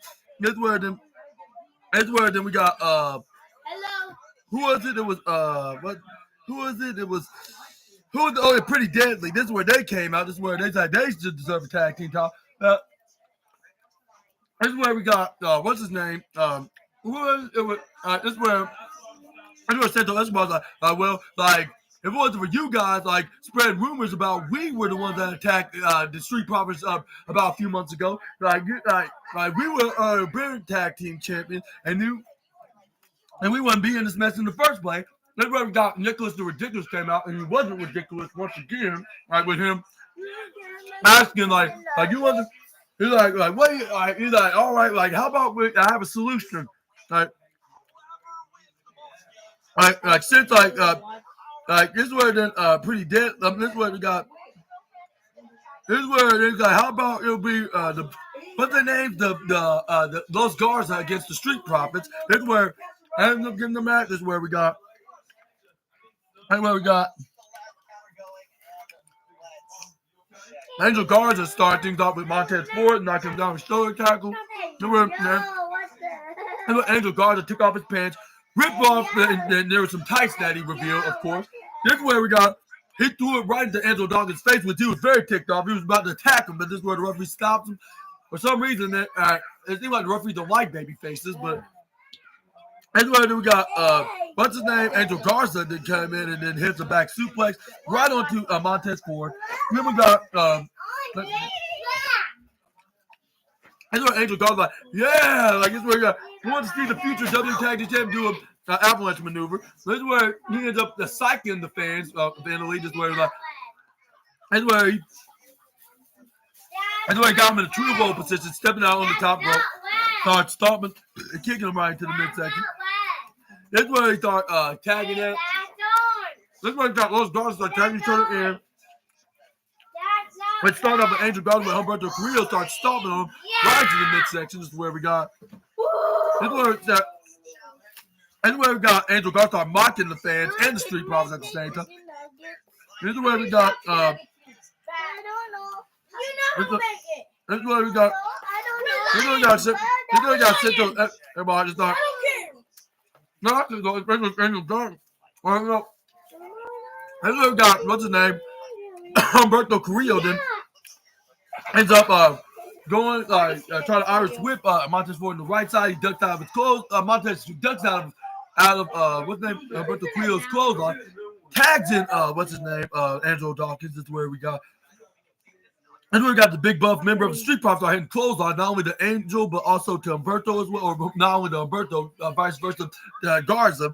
This is where he gets a spinning, what's that, splash onto the bottom right, bottom left side, actually, coming from the upper right corner side diagonally. This is where he gets a spinning enzuigiri. This is where we got, this is where we got Angel Garza, oh no, Humberto, counter Irish whip, threw him right in the top corner. This is where he did a bow. But that night he made a huge blunder, but Angelo Dawkins kind of spared him by going over him because he was planning on going up into the bottom corner side, run through there, hit a spinning elbow drop. Then we got, and this is where Santos Escobar pulled down the ropes this time. And Humberto with a suicide dive follow up after what his leader did of Legado del Fantasma. This is where we got the powerful force and all of pro wrestling came back on. This is where we got what's his name? This is where we got the Los Garza was back in the league. Going for a headlock was Angel Garza doing the Angelo Dawkins. This is where Angelo Dawkins elbow there. This is where he still brought him down though, despite what's his name? Angelo making a comeback. This is where he whacked him with the clothesline. This is where we got this is where we got Angel Garza going up in the top rope, and he tried to go to the top rope, but tagging his cousin Angel in. This is where we got he swift kicks him right. He's like, "Do you want to tag in your little brother?" Just where he hits a big old right hand. Montez Ford didn't take that as lightly, just like if he was his wife, the EST. This is where we got. This is where Angelo Dawkins did a spinning elbow strike. He tried to kick him right in the gut, but Angelo Dawkins and spin him around, kick him right in the back of his leg. And then he about hit a gory bomb like maneuver, which I wonder what kind of gory bomb maneuver it was. But it was like they turned it to a rolling flip cutter maneuver. Right on to, excuse me. Was a rolling cutter maneuver that was like a face buster maneuver right into Angelo Dawkins, which I don't know how he did that maneuver. I know he tried to go for a pin, but only got denied by 2.3. That's where we got Carrillo to send him right to the right corner star. The kick right in his face, however. His elbows on Angel Garza. And then we got this is where we got Angelo Dawkins brought down Humberto, but unfortunately he went down himself. This is where Montez Ford hyping up the Bologna fans. This is where we got Humberto Carrillo to try to attack him, like when he got tagged in with the hot tag by his partner Angelo. I think it was insecure. I'm just more than I ended up close. I couldn't one big one when he went right to the right foot, taking out of Humberto's. Is where he knocked him down. He was able to very mean look. Because he's serious right now to take out the Los Garza because they've been disrespecting him lately. Just because they got accused by attacking the Street Profit, and it's where we got. This is where we got Montez Ford going up at the top rope. He dodges out of the way when Humberto tried to attack him off the top rope because he's not going to hit the Heaven's Frog Splash. But he ends up hitting the Spine Buster. One moment. That's where we got. Oh, excuse me. Here's where we got what's his name? Montez Ford, and it'll be disappointed. Like, dang it. And this where fans started chanting like the Street Profits, I believe. This where Santo Escobar somehow knew what they were saying, understanding the language, I guess, of Italian. Maybe not. He's probably playing along with the fans that were rooting for the Profits. This where we got those Garza that try to come in, try to go for some kind of a double body drop maneuver, like them right off top, like if it's a WWE 2K game, but. But what they brought down Montez for, he flipped right, but anyway, still was standing. I was like, how in the hell Montez still on? And this is why I was like, man, and this is what I was thinking, like, this is why SNA wants the main event of Mania with this guy one day. But anyways, this is where we got Montez Ford looking right behind him, like, and this is where he's like, you made a ginormous mistake, boys. Even though it's only one of me and only the two of us, unless if my boy Docs is with me, still with me and he's still upright, that's coming out, which he was, is where he thought at first. This is where Angel Dawkins ran and hit a big old right elbow right into the face of Angel Garza, while Montez Ford goes for an avalanche suplex right onto Humberto Carrillo. And where he ends up finally slamming him right to the ground is where we got. This is where they showed an instant replay of it. This is where we got finally Angelo Dawkins started coming. He hit the spine buster onto Angel Garza. This is where we got Humberto Carrillo to try to call time out. But he ends up getting flipped right to the left side, slams down to the ground. This is where we got Dawkins trying to get himself right back up. That's where Santo Escobar like, I do everything myself. He's like, look, you're no longer going to be tag team if we have anything to say about it. This is where we got. This is where he hit the big old stroke forearm strike, which I'm not sure is still a signature, but he still does it through time to time. He hit the suicide dive, not only just one, but three members of the Legado del Fantasma. When Montez Ford got tagged in as the legal man, hits the Heavens Frog Splash, which was a guarantee. And then this is the obvious rhyme here, but he got the 1, 2, 3 onto Angel Garza after hitting the maneuver. 1, 2, and then we got the winners of this match. And even though it wasn't for the tag team championships, but it was like a perfect match for them to start like as the new tag team champions, even though they've been tag champions for only 7 days now. But something that's a good sign to show them that they are on the right track. And they said in the interviews, like, if they do win the tag team titles at least one more time, that just shows a sign that they're future single stars, which I totally agree that they are. And especially Montez, and hopefully that he does get a shot at the world champion, be known as a champion just like his wife Bianca. But not only that, I also want to talk about who he should face at WrestleMania. Well, maybe I should say that for a different video, considering that your boy here nearly did so on my Rise mode on 2K24, which I'm so disappointed that the Bloodline and that stupid carnation of a beast ruined it all. But even though it's a video game, and it's not gonna happen like that in real life. Like, we all know that for a simple fact. But anyways, this is where we got. But this is where they remain as your reigning defending tag team champions, even though they didn't, like I said, defend it. But they wrestle like they did, and that's why they're going to get the silver trophy of the night. Even though there are not that much matches that were so intrigued, but still there was matches that was telling stories here on what's to go where they're going to be leading into next. But next thing we know, that was coming up next is the segment that features Roman Reigns.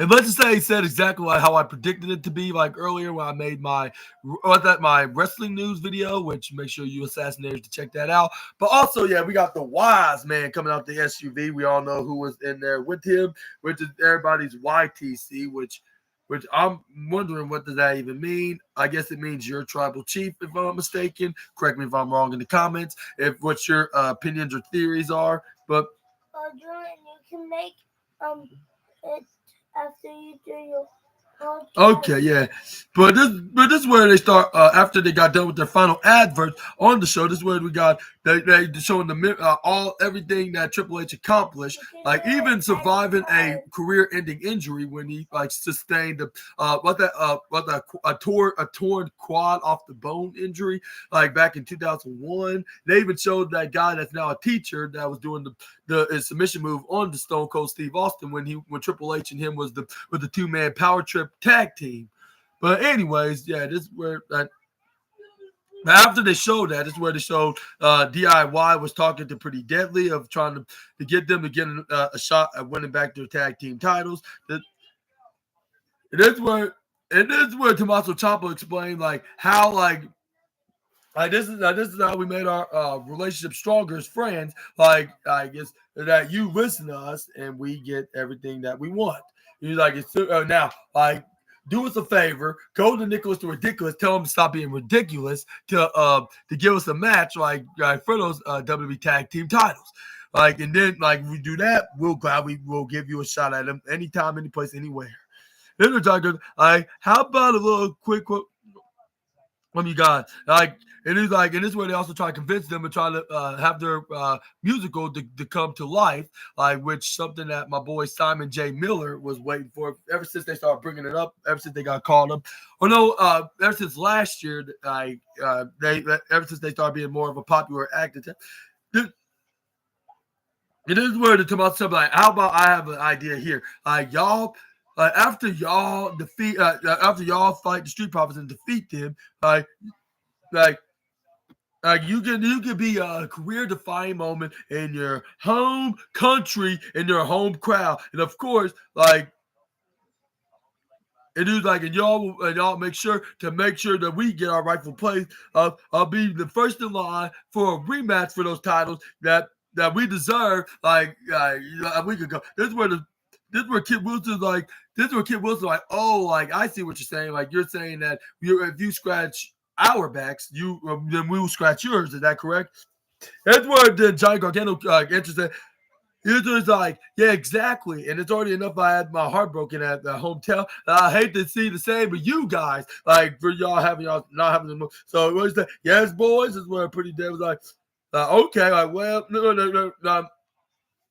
That's where they were like being hesitant at first. This is where they start telling each other like, well, we should answer this. This is where they like, oh yeah, that's what we want to say. This is where they said, no boys, and this is where they pointed right at them, saying at the same time too, DIY. While I ended up laughing at them.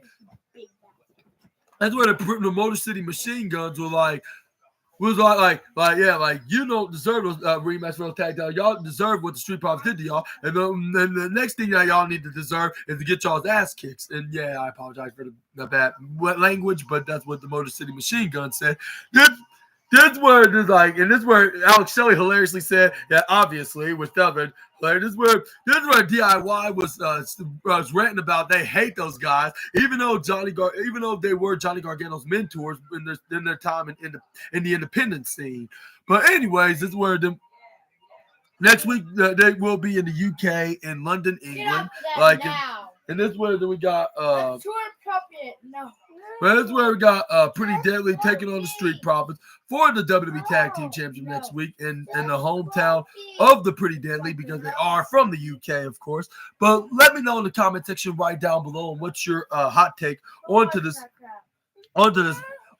matter. Like, and who do you think is gonna walk out of London as your WWE Tag Team Champions? And also, that's not the only tag team. I mean, that's not the only belt that's gonna be on the line next week because we will be seeing LA Knight. Yeah, taking on Braun Strowman for the United States Championship. Who do you gonna walk? Who's gonna think he's gonna walk out of? Who's also gonna walk out as the championship that's based in America and in the country that's outside of that particular company? I'm not country. I apologize, assassinators. I don't know why I just said that, but anyway, this is where we got. This is where we got Roman Reigns that came out, needless to say, because this was the main event. Like, well. Even though not exactly a match, but it was a pretty good segment that teased the match with Roman Reigns to be in it for this upcoming show of shows, which we all know is WrestleMania. But then this is where Roman Reigns walks out. Like, that's where Paul Heyman came out, like he always do, by putting his hands up, like he's over to take up 5-2. But it's where then we got Watch stuff like that. You're too young. but it's where Roman Reigns came out. This where, like I said, he addressed like how I explained it to be. He was like, it's where he then start off with CM Punk. He was like first, like you all wondering why I attacked CM Punk. Like it's because like one, he's trying to take my wise man away, like with something that should be concerning to be, but this where and this like secondly, like this where he was like, and secondly, like CM Punk eliminated me out of the Royal Rumble, and we had our problem like this ever since, if not before then, ever since Paul Heyman added him in my team at War Games. But this is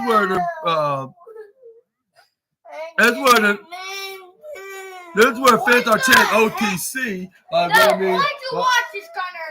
Let me better watch. No, come watch this.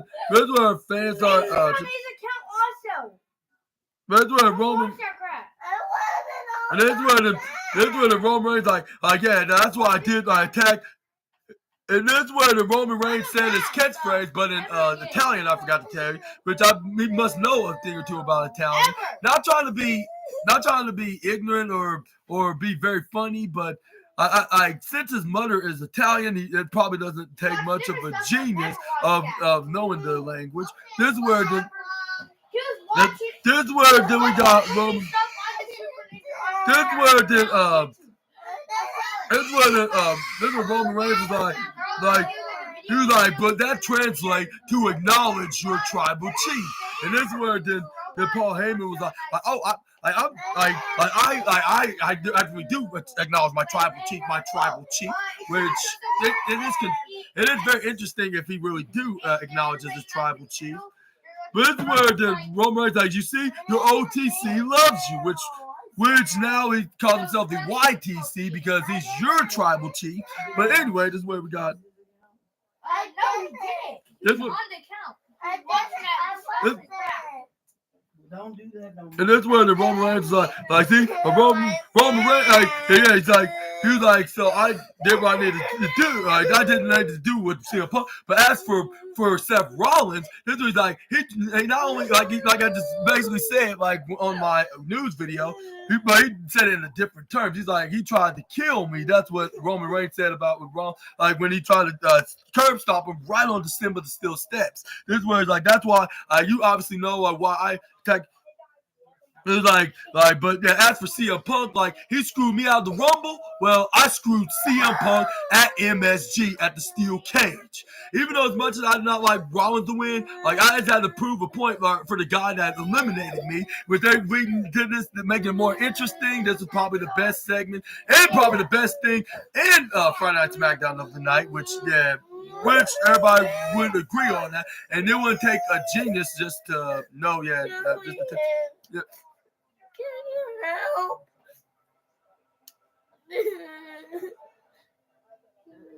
Oh no. You're welcome. Why did you do that?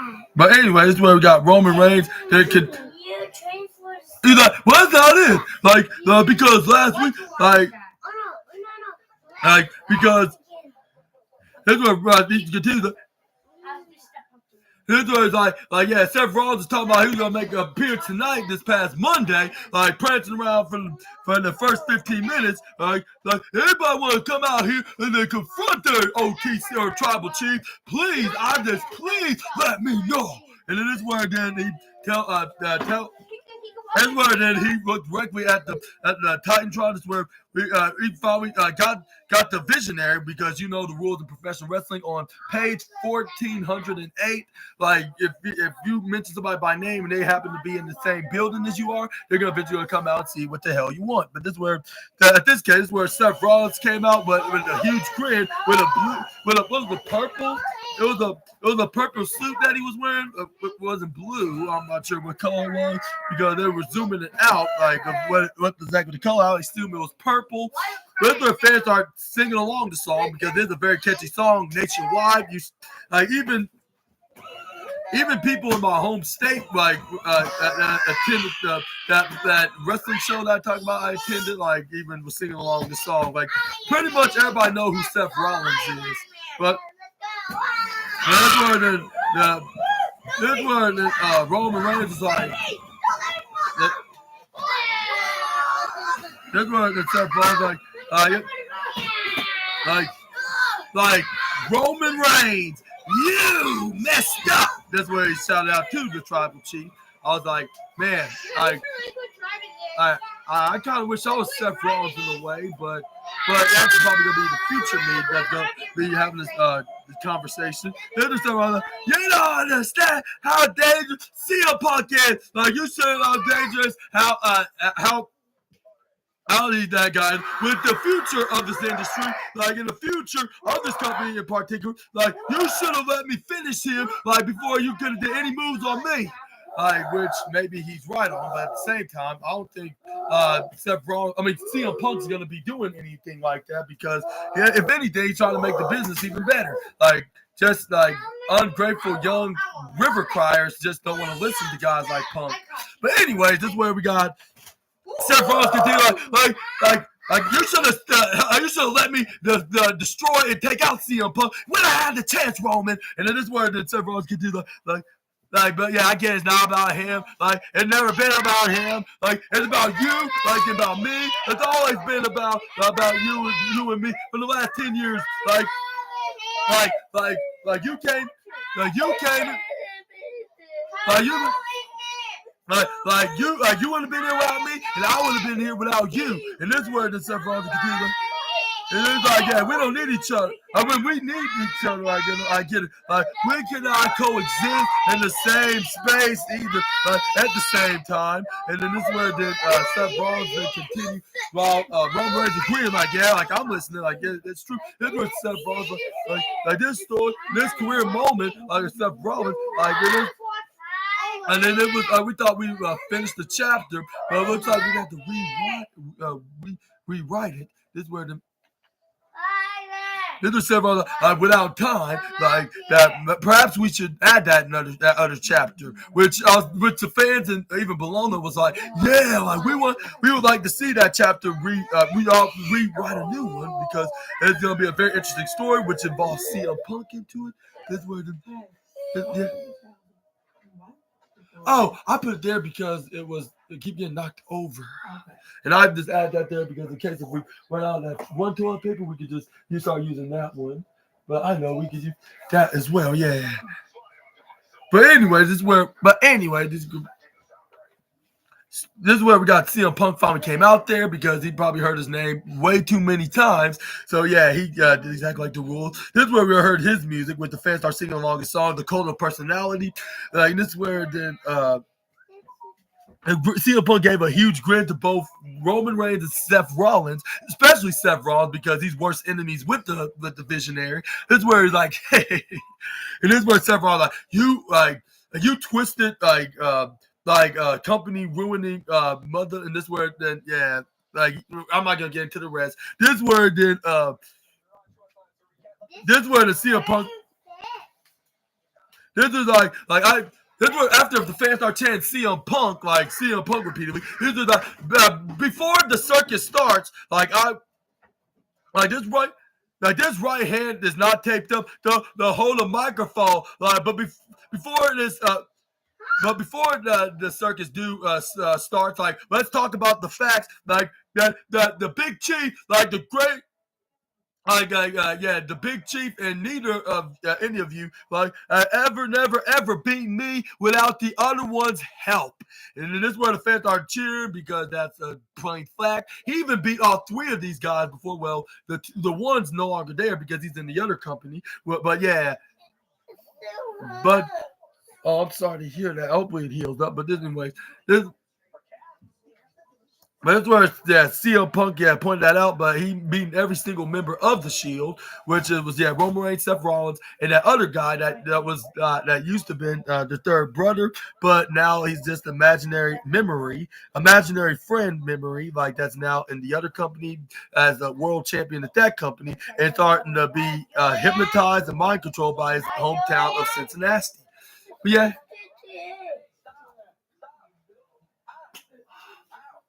Okay. But can I have a cake? Just 1 second, Trey. You. I'm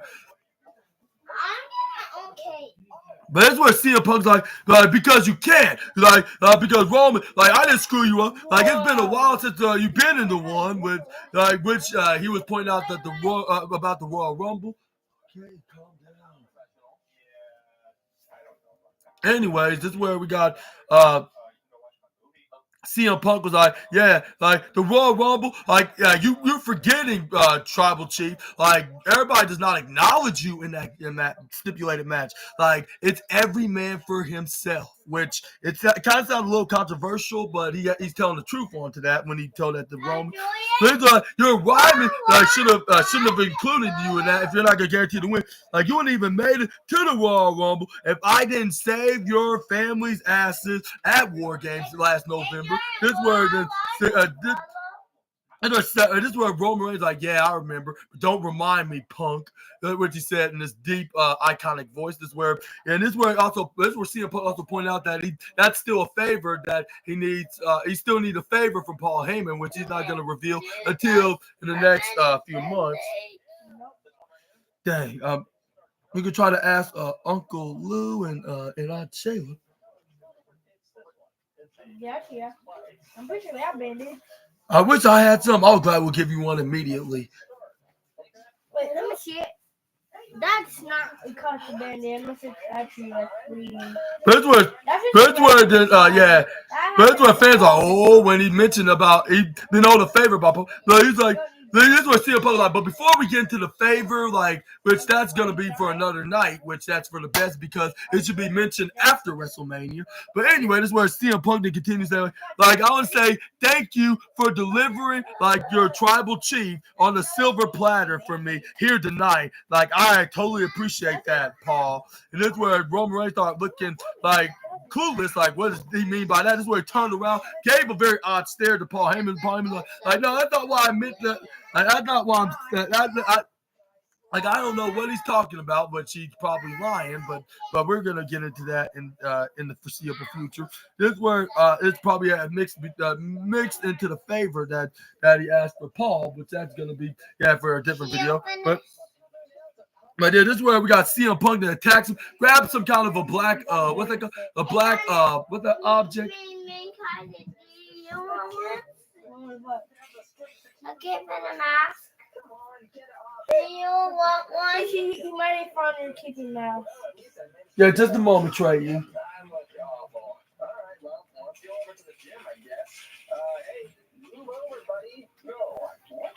But anyway, this is where he attacked.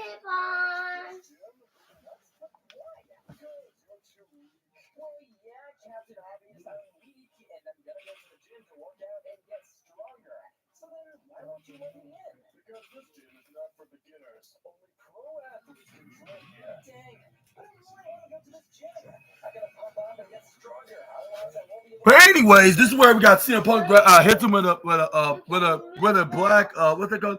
What's that what's that?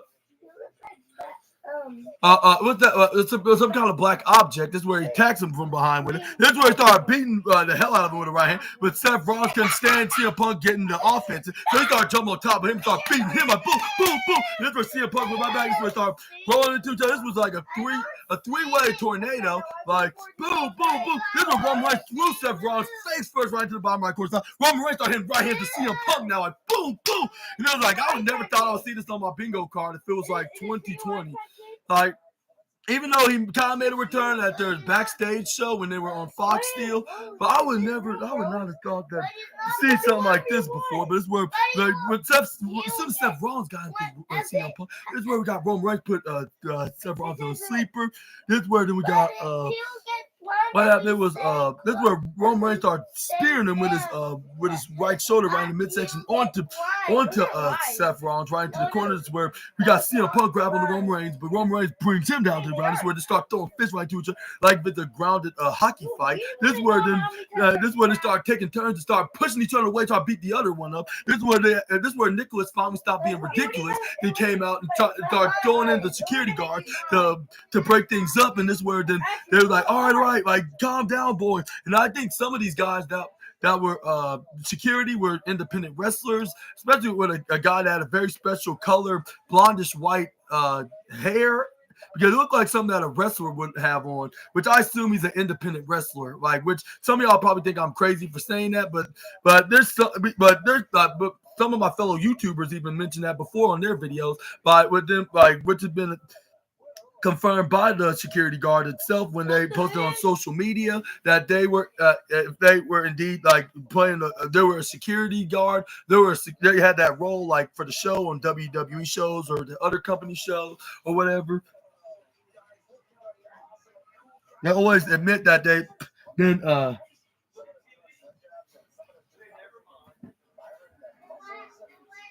but yeah, they admit that they had a gig with WWE, like, and they what's that?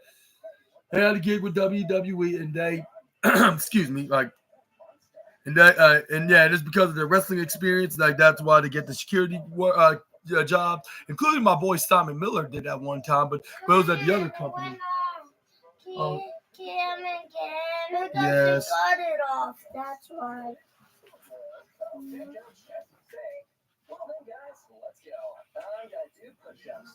Let's find a more open space. So here, yeah, I think this spot is gonna be perfect. All right, guys, let's go. Okay, 1, 2, 3, 4. Okay, 5, 6, 7, 8, 9, 10. All right. Wow, just look at this cheetah. You can literally see his muscles growing from here. Wow. Ooh. Come on, cheetah. Come on. I'm missing my mystical. There you go, Birdie Bird. Come on. That's gotta be it. Well, I think I can move on to the next exercise. Coach, I finished up my push-ups, so what shall I do next? You pumped up your arms pretty well. But anyways, assassinators, this is where we got they took this outside. This is where they start continuing with the security guard, like still was having trouble beating getting them off each other and stop beating the hell out of each other. But that was easy said than done because there was nothing that was taking down the best in the world, the OTC or tribal chief and the visionary, like of getting off of each other, and that's how it ended with them like finally breaking them up barely though. But yeah, they still had to take. That's where the fans start chanting, let them fight, but I believe it was in their own language in Italian, like, let them fight, like if they were in a triple threat match. But that's not until like in the next probably 4 weeks from now when they square up at WrestleMania. This is where we're finally gonna see them, probably main event night 1 at WrestleMania. Where it's something that CM Punk's been long awaiting be doing, and this will probably be almost as good as the tag team match that it was The Rock and Roman Reigns against Cody Rhodes and Seth Rollins. Which I just assume that's probably going to be the case. But yeah, SmackDown was pretty interesting. Maybe not the greatest show, but also not a horribly bad show. Like, which I would say, if you ask me what I would give it to, tonight, I'll say for the ending, which is the moment, like alone does not get any kind of trophy. It's getting the platinum trophy of the night. Yeah, and it's something I predicted, and it was right, exactly how I assumed it. I was like, if they show up tonight, it's not going to be just words that they're going to be throwing into each other. Like it's going to be like, yeah, a triple 3-way triangle mayhem, which I didn't say it like that in specifics, but I did say it's going to be like some kind of a triangle, like kind of I'll say cluster, I should say, yeah. But let me know down in the comments below. And who do you think is going to win if this is the main event of WrestleMania Night 1?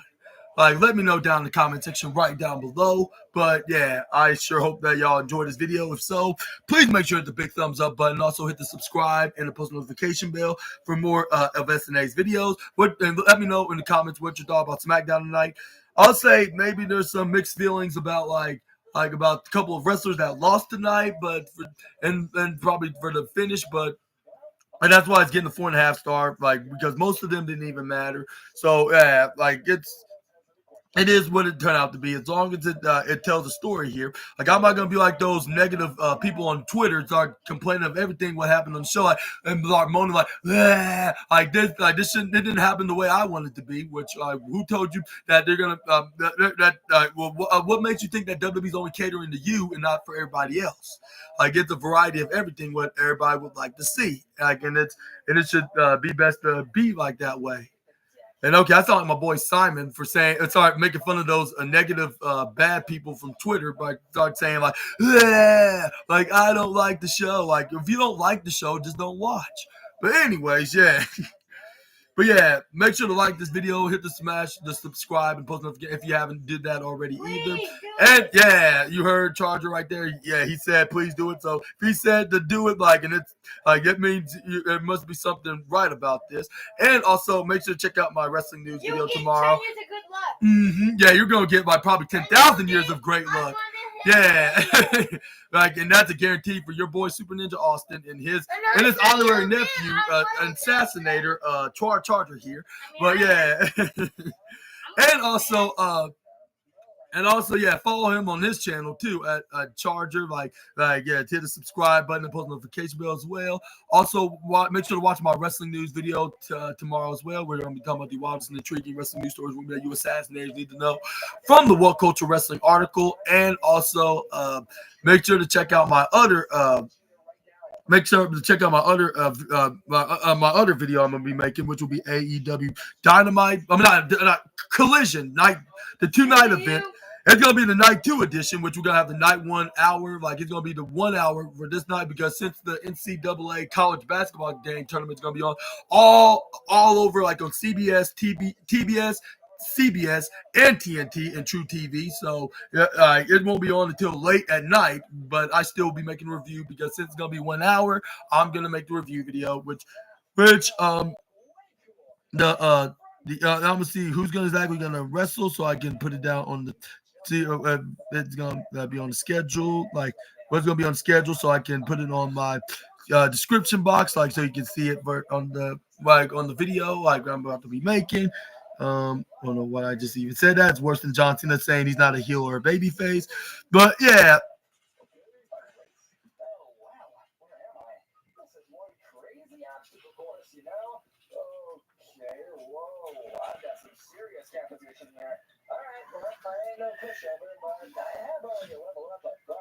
So let's do this. I think that I can easily beat them. Start the countdown, coach. All right. Guys, full speed ahead. Let's go. Holy crap, that's taking off. All right. Way up there. Really plugged what he shouldn't have. Whoa. Easy there. The King Shark is catching up. All right, guys, run around. And here we go. And no.